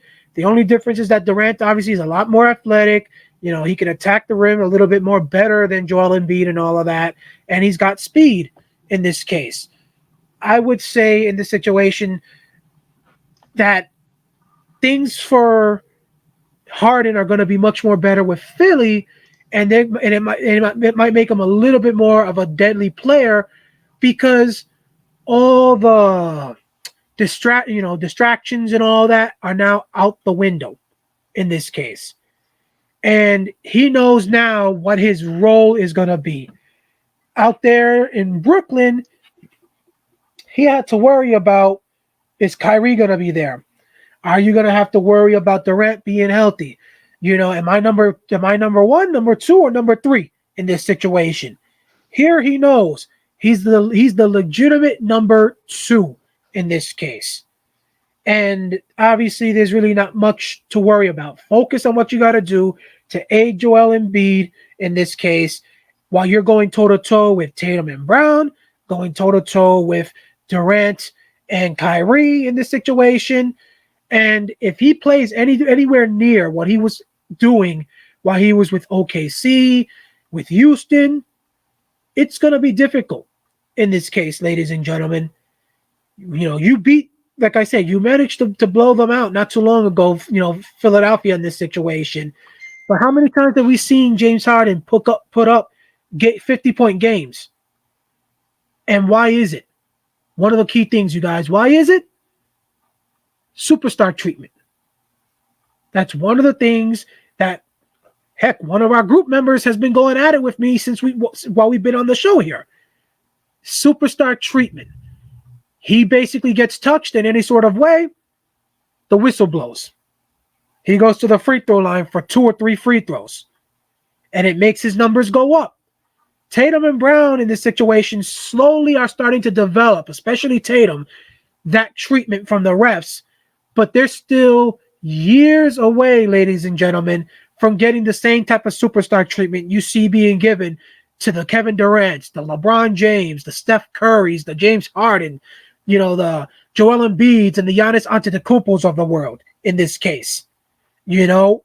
So having two of those guys on the same team, having one of them is difficult enough. Having two of them is basically makes it almost impossible to have to deal with the officials in this situation, especially when you have a coach who doesn't look to fight much with the officiating, knowing that he's got players who, for the most part, are going to do the fighting themselves, even though he told them to shut up at the beginning of the season, let me deal with the rest myself. And so you almost got to question, whose fault is it? Is it his fault because he didn't bother to actually say anything to the refs most of the season? Or is it their fault because they didn't listen to him and he felt fine? If you're not going to listen to me, go ahead and take matters into your own hands. So our bench, like you said, Igor, our bench is not really that great, other than Derek White in this situation, and and Tice and Grant Williams. The only other player on that team on the bench I really look at and say maybe something can come from him is Neesmith. That's probably it. Everybody else, I look at them as a bench warmer, somebody that will come in if injury comes into play, but that's it. So Philadelphia does have the bench advantage, which is why, as Williams said earlier, you're going to need big time performances from your starting five. They're going to have to outscore Philly's starting lineup, Brooklyn's starting lineup, Milwaukee's starting lineup, Miami's starting lineup, any starting lineup you face by enough points so that it basically negates whatever advantage the bench has for the other team against your bench in this situation. As simple as that. William, before I comment on the subject, what is your opinion about James Harden debut? Almost triple-double, 27 points, 12 assists, 8 rebounds against Minnesota Timberwolves in blowout win. Philadelphia defeated Minnesota the other night, 133-102. Opinion about Philadelphia, because right now, if the season ends, the Celtics would play with Philadelphia without home court advantage in the first round. You know, I'm in San Antonio, and I have been a follower to a degree of James Harden. I really like James Harden. I'm sorry. I know a lot of Celtics fans do not like James Harden.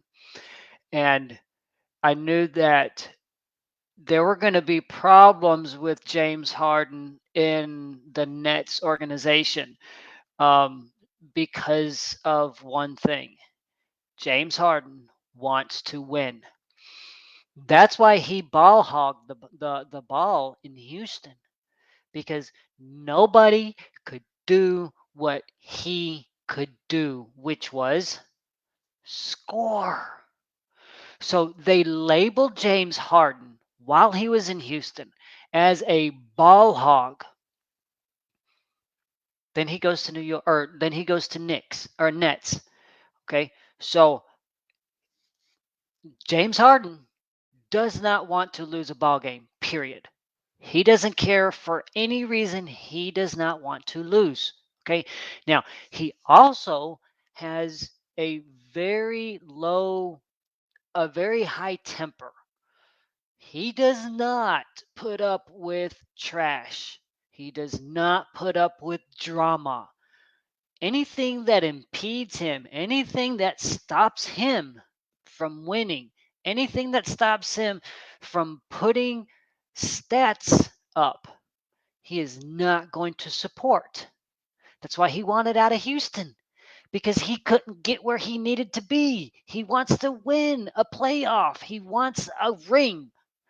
So I already knew that there were going to be problems with the Nets organization with Harden. I knew that there were going to be problems with the Nets organization with Irving because we had problems with Irving.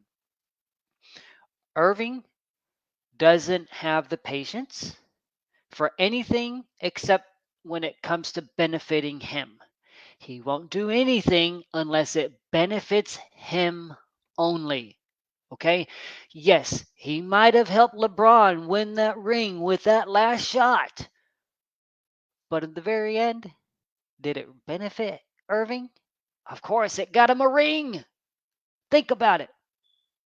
So, this problem with Kyrie comes up with the vaccinations. Now, we have Irving not wanting to play because it's taking away his rights. Y'all don't know what rights are. Let me tell you. Go to Serbia. Go to Serbia. Go live with Igor in Serbia. Nothing against Serbia, but they don't have the rights that we have here as human beings. You want to talk about not having rights? Go somewhere like that. And then we have Irving here saying it's breaking his rights because everybody's supposed to be or is mandated to get vaccinated, so he's not going to play. So now we have Harden losing ball games. And it's not his fault that they're losing ball games. Whose fault could it only be? Irving, because he doesn't have the help that he needs, which is the reason why he left Houston, was for help to win a ring. Now we have Irving acting stupid. So now Harden gets tired of all this. He's like, you know what? Forget it. I'm not going to win here. I need to go somewhere else. So now he's at 76ers. Okay. Yes, his stats were very impressive. He probably hasn't been as happy. He hasn't been this happy in a long time. But here's the problem. What happened between Embiid and Simmons? Did Embiid have patience with Simmons? No, he didn't. Do you think once Harden gets comfortable around Embiid and he starts showing his true numbers, not his true numbers, but his true colors as to what he wants, do you think Embiid is going to let Harden over him in the 76ers organization? Uh-uh. Here we have two people here that want to be seen. They want to be heard. This is Embiid's team. It's not Harden's team. Harden had a team, Houston. He had a team. This is Embiid's team. So let me tell you, at the first issue that these two have, one of these two players will request to be traded. And let me guess, I can tell you who it's going to be. It's not going to be Harden. It's going to be Embiid. What has happened to the most tenured players in the NBA who have stuck it out and stuck it out and stuck it out and have never gotten their way in their own organization? What has happened? They've left. They've left. They went to an organization where they could get what they wanted, which was that ring. So Embiid is going to get tired of not winning with the 76ers. Daniel, how long has he been with the 76ers? Igor or Daniel? Joel Embiid has been there his entire career. Yeah, 5 or 6 years. 5 or 6 years, his entire career. Do you not think he's going to get tired of losing? So he was drafted in this situation in the draft of 2014 in this case. So that's Actually, actually 8 years, but he missed 1 year. If you recall, Mm-hmm. Daniel, Yeah. he was proclaimed rookie of year, but he didn't play, or was it Ben Simmons, something like that? One of them, Ben Simmons, if I'm correct. But Embiid missed 1 or 2 seasons due to the injury at the beginning. He practically didn't play at all. So he started like second or the third season, Danny, if you recall, right? Yeah.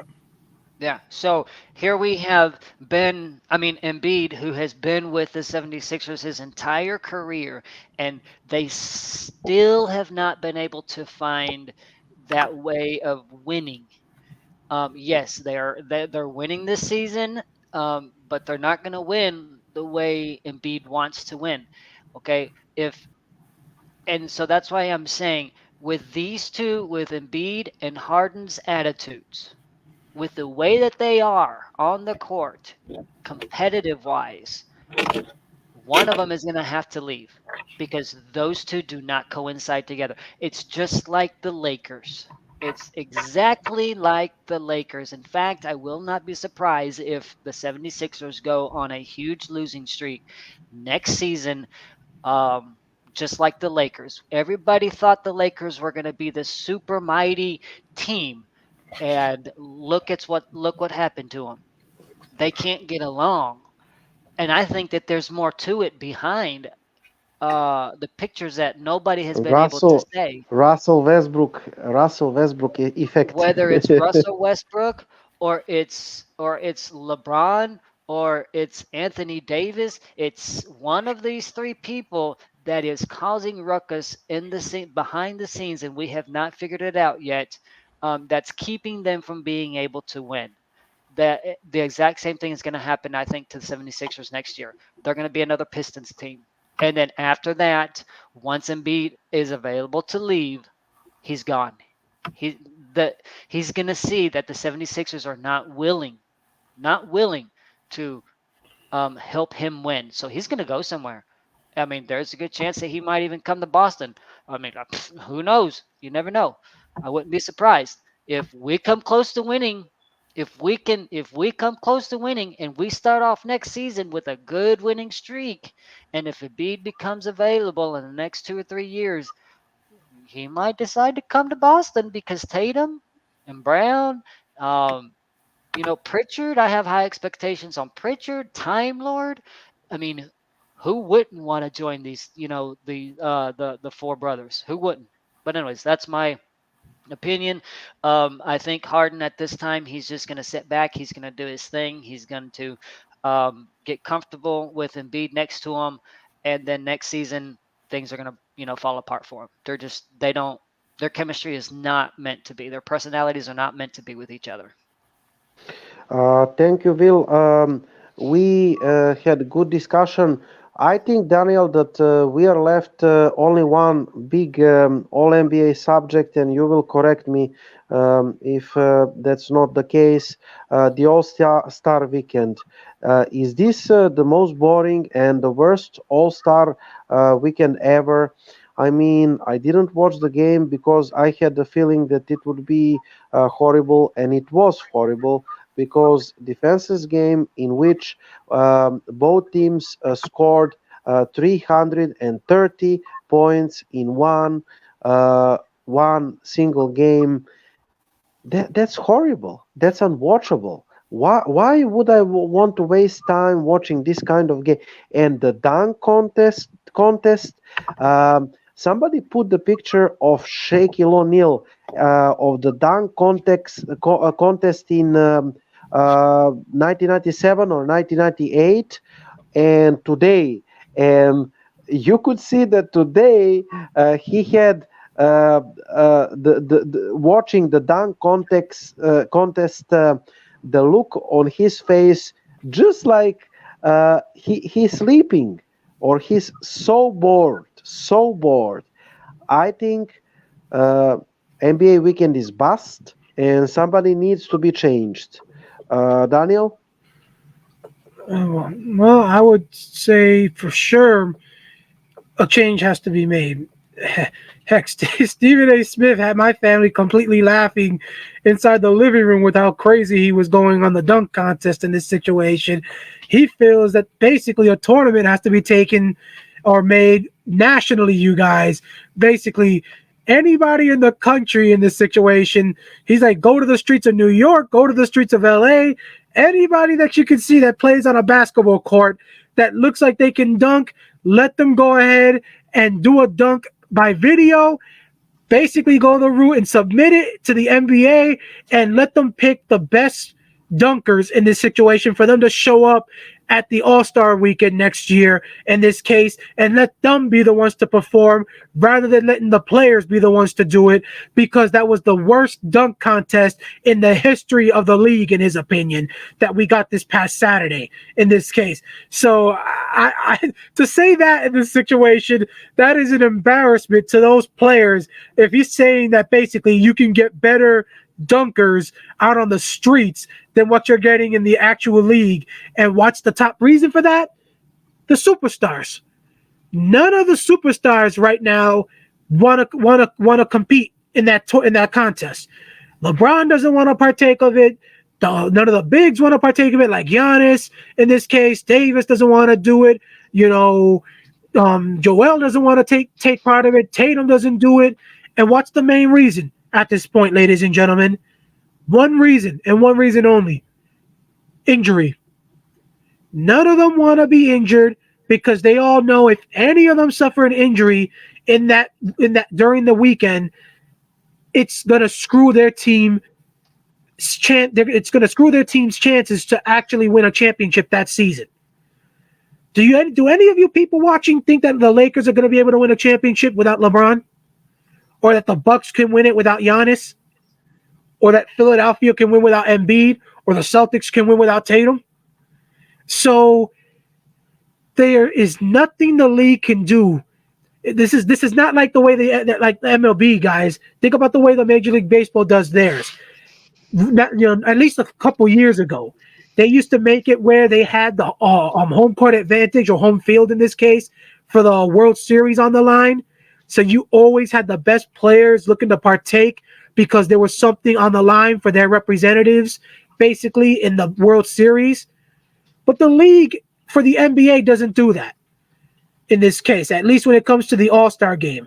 The league does not have anything on the line for the All-Star game, which would make it where the players really want to play that game seriously.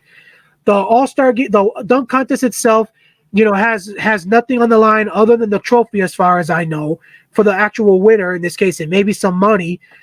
Same thing for the 3-point shooting contest and all.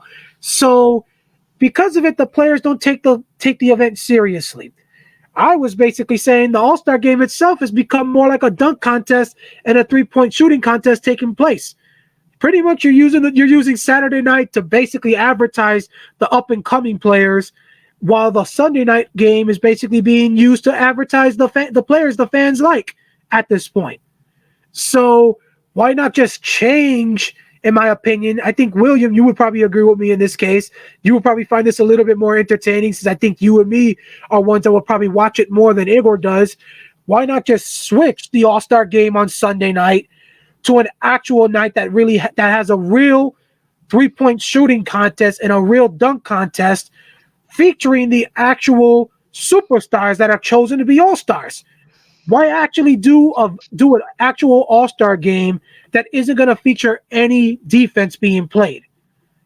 For that, I might as well take my money in this situation and go rent a pay-per-view movie in this situation, knowing that I'm going to have more entertainment, wondering what the heck is going to be happening in this movie compared to the game itself, knowing that literally this game, what did we see? It was basically, to kind of like be like KG in this situation, kind of act like him. So that was basically get the ball to Seth Curry, get the hell out the way. Literally, that's all we saw in that game. The ball being given to Seth Curry every possession for him to jack up a 3 in this situation, because they wanted him to basically get the MVP, because that was the one thing missing from his resume, an MVP award for the All-Star game. Like, really. That is absolutely ridiculous if you're trying to get fans to actually come and enjoy that event. This has kind of made it, you guys, where it's becoming more and more obvious the league is really looking for the money from that event. They do not care about the fans being entertained with the All-Star festivities anymore, or the ratings being high. They want the money, which kind of also proves something I've been saying for years to people in this case. When it comes to the chances of our team making the NBA Finals, ladies and gentlemen, you're more likely to get screwed, because you're not a team that's in a major market just so that they can get a team from Brooklyn to go at it with a team from Philadelphia than you are to actually make it. Even if you do have two top two top stars like Tatum and Brown on your roster. Why? Because of this money. They know that there's more people in the cities of New York and Philadelphia than there is basically in the city of Boston. So which ones are going to basically bring higher ratings just because of people being interested because their teams are in it, which means more viewership in this case. That's the way this whole thing goes, ladies and gentlemen. I'm sorry if you don't like it. That's been one of my reasons for not really being basically ready to say I'm going to jump on the bandwagon. Back when it was KG, Pierce, and Ray Allen, you were the best team in the Eastern Conference because you were the only team other than the Detroit Pistons. You were the only other team with a big three in the Eastern Conference. And at that point, your big three was way better than theirs in this case. So you were basically the perennial favorite. And it was almost a guarantee that you were going to face the Pistons in the Eastern Conference Finals at that point. And the best matchup for the NBA Finals was Lakers and Celtics. What else could they end up putting, knowing how many years it was that basically those two rivals had faced each other? It would have been stupid for the NBA to choose any other matchup in the NBA Finals. So fans, you gotta start learning how this whole thing works at some point to actually start getting your, I guess you can say, start toning it down a bit. Me, Igor, William, the rest of our admin team, and even the fans that you want to call haters are not hating because we despise this Celtics team. We're not hating in this situation because we despise the decisions made by the Celtics. We're doing this because we're realist. I guess you can say realistic, as Igor will put it, because we look at this whole thing from all angles. We look at it from a 360-degree angle, you guys. And it's not only about the Celtics, but the league in general. And basically the decisions we know being made at the top of the NBA overall, especially now. Now, with how things are going in this world, with everything on the outside that are being made, major impacts with the whole thing of the Black Lives Matter movement, things like that, that also plays a critical role in who the NBA will choose because of basically who the leaders are with social media, social justice movements and all of that. Luckily, we got one guy on our team who's played a critical role in that, in Jaylen Brown, in this case. And at some point, that could end up helping us. But for now, you got guys like LeBron and all that are probably up there and more likely to get their teams to be basically in the finals than we do because they also have the labels of superstar on their title resumes. We unfortunately don't have it at this point. So, Igor, I can just simply say it like that in this situation. The NBA All Star weekend has to change. The media is saying it. The fans are saying it. If not, why the heck should you even do it? Might as well give all the players the whole weekend off in this situation and let them practice with their teams and wait for the second half of the season to actually start. Will, thoughts about All Star Weekend? Did you like it? Did you watch it? It was absolutely horrible. I remember when I was younger, I wanted to watch the All Star Weekend. That was one thing that I looked forward to. I didn't look forward to watching, the NFL, deal that they have. Um, no, no, I don't know what happened this season. I felt like the dunks. I mean, I'm five. What am I? 5'6", 5'5", 5'6", and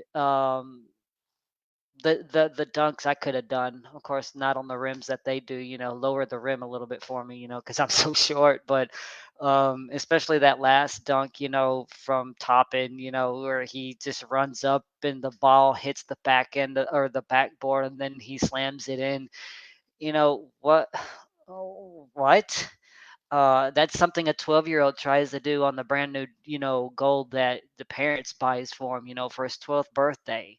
Um, but no, it was ridiculous. It was a shame to the NBA. It was a shame to the so-called superstars. Of course, I mean, I kind of get it to where they don't want to get out there and they don't want to put strain on their muscles and they don't want to,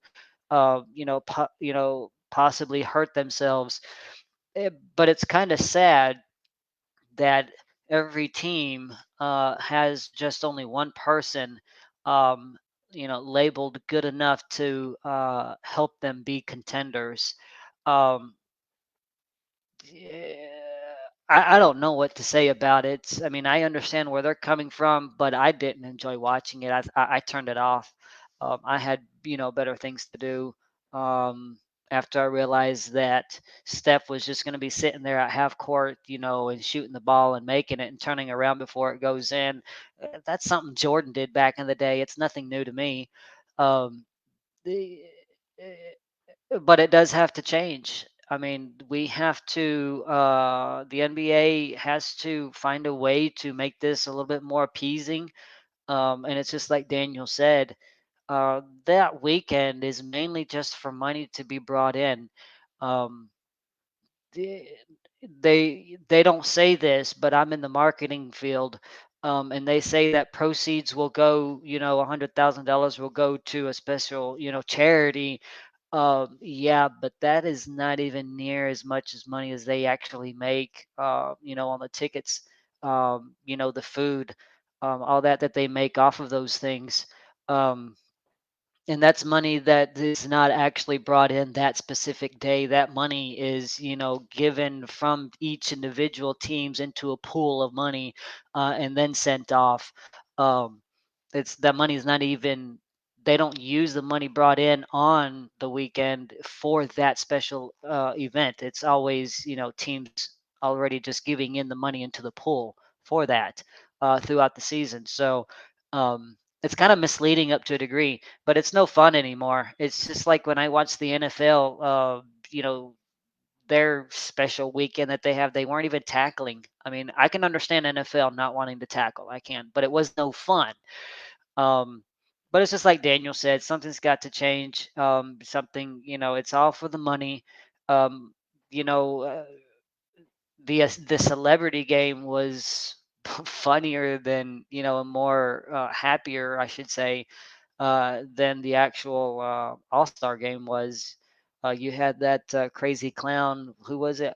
Kevin Hart. Yeah, Kevin Hart. You make that shot again. You're off. You're off the team. And um, maybe they just need to settle for celebrity All-Star instead of superstar All-Star, and rack in the millions that way. And um, LeBron, of course, he did what he always does: stack his team, stack his team to win. And of course, he knew if he had Steph on his side, he knew that pretty much with his skill between him and Seth, there was gonna, be a chance of winning anyways. But yeah, that's all I have to say. I'm not too keen on this year's All Star game, All Star Well, weekend. that's another thing I think definitely has to change you to is the situation with the fans voting in this case and the who gets to be captain. You Yeah, know, that's got every, to change. at this point, LeBron gets to be there every year as a captain in this situation. You're not going to see another. That basically guarantees one captain. The only question is who's going to be the other going at it with him. Is it going to be KD? Is it going to be Curry? Is it going to be Giannis? That's basically it in this situation. But it's Hmm. always going to be a matchup of him versus somebody else in this situation. And I think it's got to stop. And that's where this issue of the fans basically getting to vote in this case comes into play because the fans always vote for their favorites. It's not voting for who really deserves to be there. Because, I mean, come on, look at this. LeBron's team is almost nearly out of the playoffs, and he Hmm. gets to be getting the most votes, out of the Western Conference in this situation, you Hmm. know, compared to maybe somebody from the Phoenix Suns who might have deserved it, knowing their team basically Brown. Yeah, Brown, yeah, Brown. exactly. Or Booker in this situation or someone like that.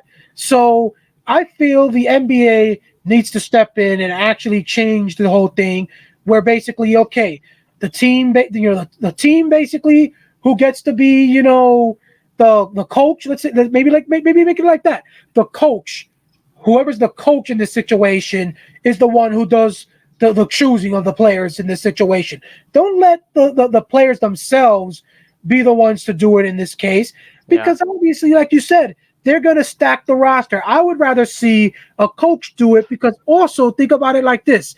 Then you get to see insight as to how these coaches in the future, what players they might want to go after in free agency if these players ever hit the market.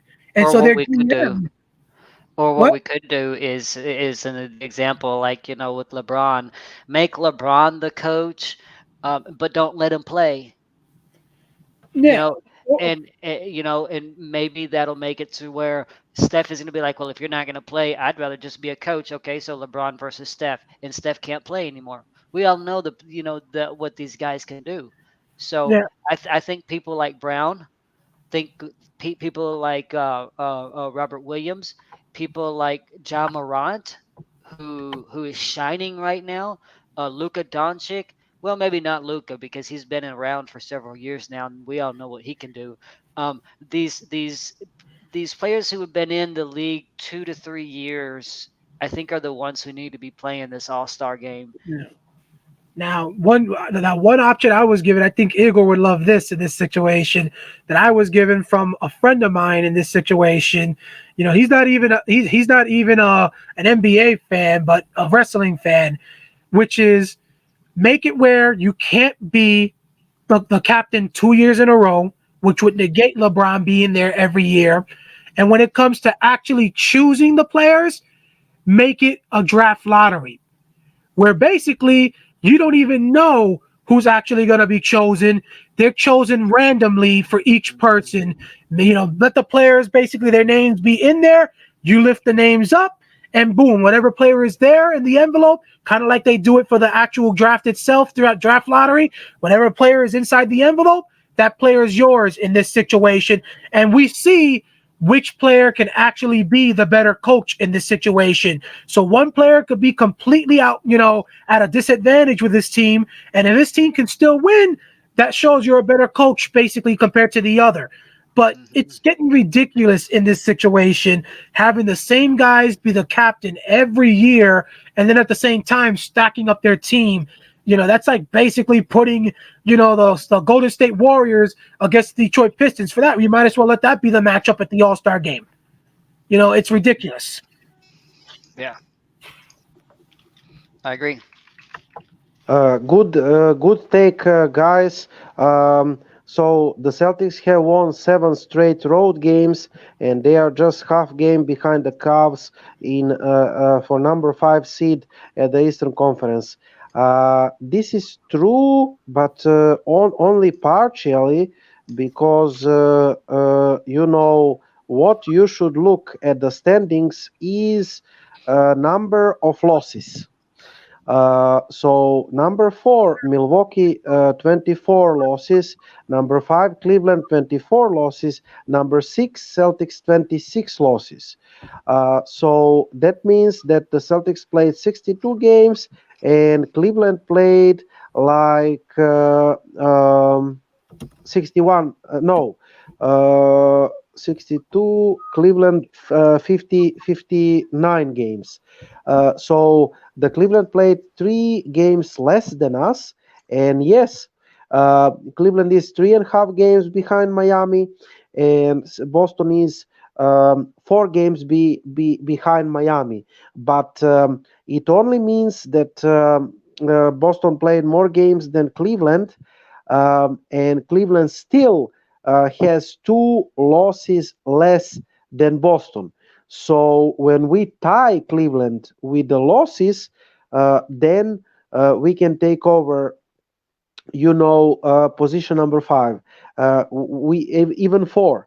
So we are 2 losses.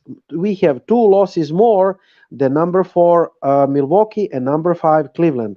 By the way, we talked Philadelphia. We didn't say how impressive season Miami Heat is having. Number one, plays Eastern Conference. Did anyone see that coming? I didn't.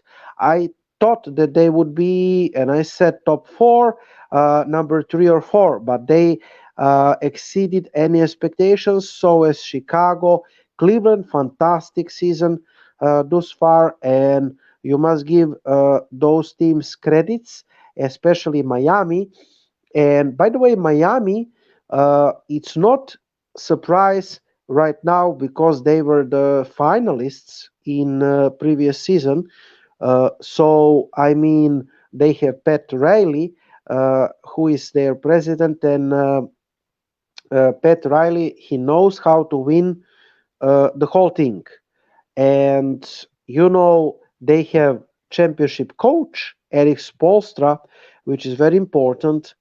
And despite some NBA persons, they are saying Sam Mitchell, NBA legend, he is saying that Miami could lose to the healthy Brooklyn from the position number 8. I agree, but do not sleep on Miami. Miami has the talent, the coach, the bench, everything experienced to win the Eastern Conference again and to make surprise. I would still bet on Bucks, but do not sleep on Miami. Chicago has injured players. I don't believe in them having deep playoff run. Cleveland is young. I don't believe they will have the deep playoff run. Philadelphia, like William is saying, they have potential to at least be in the Eastern Conference Finals, but it's still unknown to me how everything will develop in Philadelphia because William explained excellently that they are not mentally stable franchise. So Brooklyn Nets and Philadelphia 76ers, they have one single problem or big problem. They are not mentally stable, psychologically stable as players and as franchises. They are too impatient. So the second part, the to say the final 20 games of the season will be really fun. Celtics have favorable schedule. They could even make it to the top four teams, which is unbelievable achievement for me this season. So uh, follow the Celtics, stay with us. I mean, I hope that you had fun watching us as much as we had fun discussing with it. The next time we will have Blog Talk Radio show with potentially the guest. Uh, we love you and all and follow the Celtics and follow us at our media Celtics Talk Radio, Wiblet Green Celtics Fans Forum. We are doing live every single game, live play by play. We have 18,500 members, and we are open for you for the discussions, for articles. If you are uh, NBA writer, so we are accepting the Celtics fans and every single people with the goodwill. And of course, we are praying for the good things in the world. We are praying for peace these days, and we're praying for our Celtics to win the next game, one game by the time, just like Jalen Brown said. Daniel, final thoughts. Yep. So again, ladies and gentlemen, they're trending in the right direction. In this case, we're not taking anything away from them. They're trending in the right direction in this case. But again, the three of us in this situation, along with many fans in this case, who many of you want to say are the negative fans, basically say we're looking towards the playoffs. This team has had many seasons already under the guidance of Brad Stevens, Danny Ainge, Jason Tatum, and Jaylen Brown, where they've had great records in the regular season, only to come up short in the playoffs. The playoffs is the only thing we care for. We want a championship, ladies and gentlemen.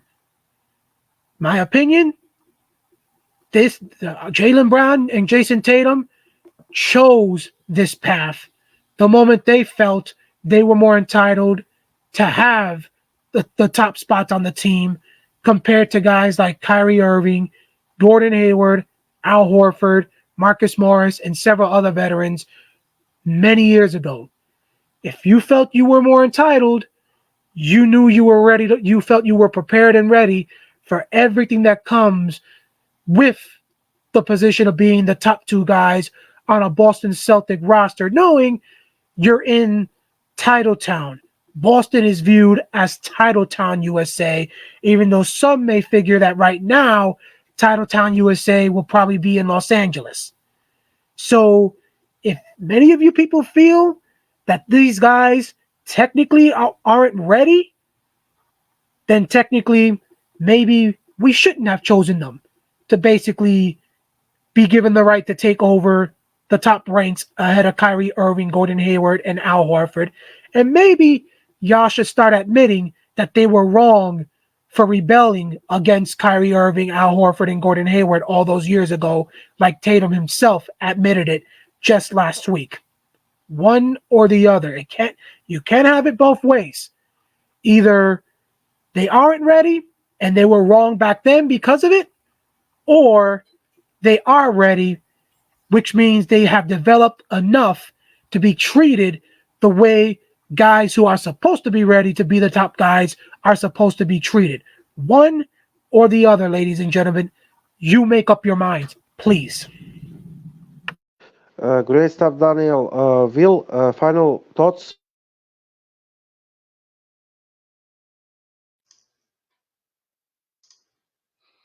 Yes. Final thoughts is, guys, um,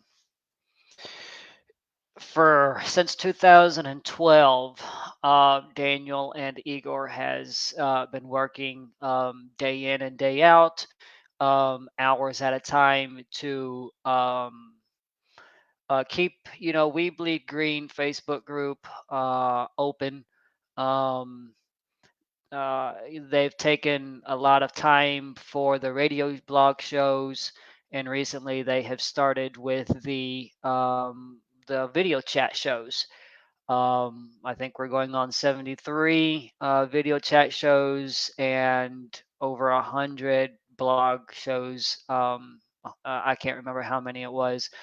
Um, and of course, they've grown in numbers as far as admin and moderator size. Um, and of course, when you have things like this, you have expenses that come out of pocket. And so, ladies and gentlemen, I want you to understand that Celtics Talk Radio, along with We Bleed Green fan forum group, we're going to be going through some changes, not only with the radio show, but also with the show that you're seeing right now, the video chat. As you saw today, we've implemented some new things, such as the introduction video. We all have nominated Igor Midik. He is going to be the host of Celtics Talk Radio. He's going to be the main man. He's going to be taking control. Then you have Daniel, which is the owner. He's going to be in the background and he's going to be helping Igor out, um, along with with the Facebook group page. I was hired in 3 years ago, guys. You guys brought me in 3 years ago to be an admin on the Facebook group. And just recently, we have come to the conclusion that I will be the producer of both shows. And with that being said, guys, it's an honor to be able to take this position with you too. I see the work that you guys put in, I see the time that you guys put in, I see the money that you guys put in. Um, so therefore, I'm going to be doing the exact same thing. The new things that you saw today on the video, the Celtics blog radio, new features coming to Celtics Talk Radio, the banner on the bottom, the new intro that's coming in before the show and then after the show. You're going to be seeing a lot of changes. Time has come. Time has passed since 2012, and when time passes, a lot of other different things passes also, and we have to keep up with time. So that's what we're going to be doing with our shows. We're going to be transitioning to where we have better quality of video quality. We're going to have, as you can see, better graphics, and we will be progressing into more of a media type group. um, Eventually, if everything pans out, the admin team, they're going to have media passes to where they can go to each of these games, and we will have rights to be able to hopefully interview players. If not Jason Tatum and Brown and Williams, all the big players, maybe a bench player. Either way, we're looking to move up. um, the group has 18,000 members or more.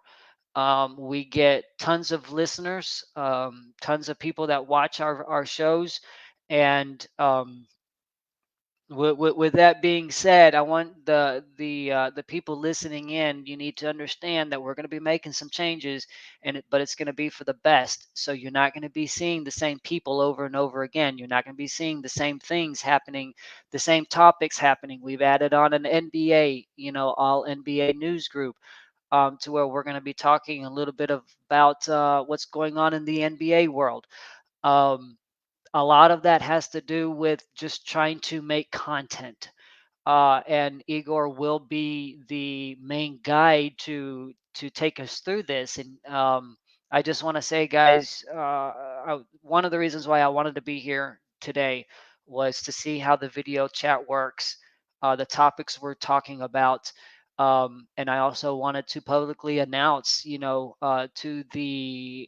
our listeners and to our viewers that you guys are making this change for them.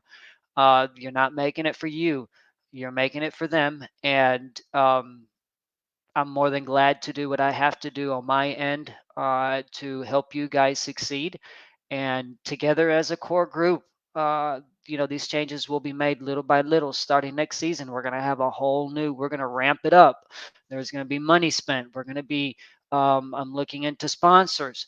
We're going to be having some sponsors to where they will sponsor us. Everything that we have is everything that we do is going to be sponsored. And with that being said, that's going to give us more of an opportunity to get, a better um, audience. But congratulations, guys. You've made it this far. I look forward to working with you guys. And I thank you for the opportunity that you guys have given me to kind of step it up and help make things run a little bit smoother for you. Thanks, Will. At the end of the show, I must answer a couple of inbox questions from the Celtics fans that I am receiving during the show. Um, about the Celtics will not be go long. Do I think the Celtics can go deep in the playoffs? It depends on the defense.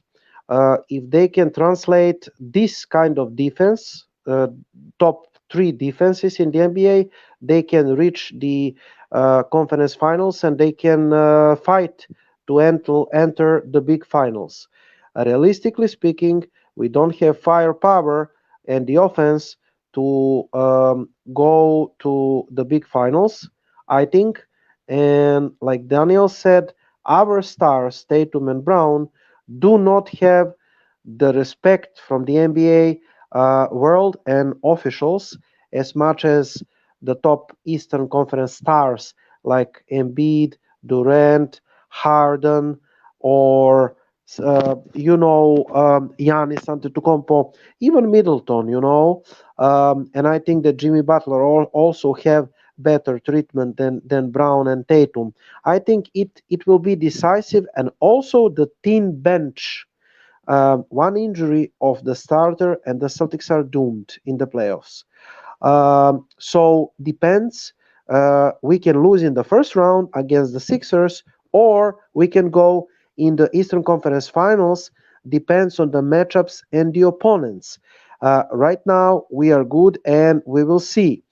About the Lakers and their mess, he's happy that the window is closed. Yes, I mean we are happy as well. We discussed it. I think that they are doomed without Davis this season. For the next season, we will see. I think that Russell Westbrook is a cancer, and that would be it. Thanks, William. Thanks, Kevin. Thanks, Danny.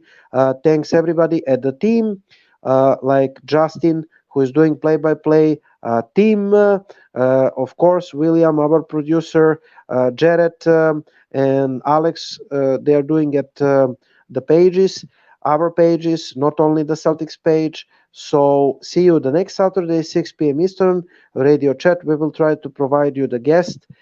We are wishing you all the best. Danny, let's see the video again and the end of the show. Go Celtics.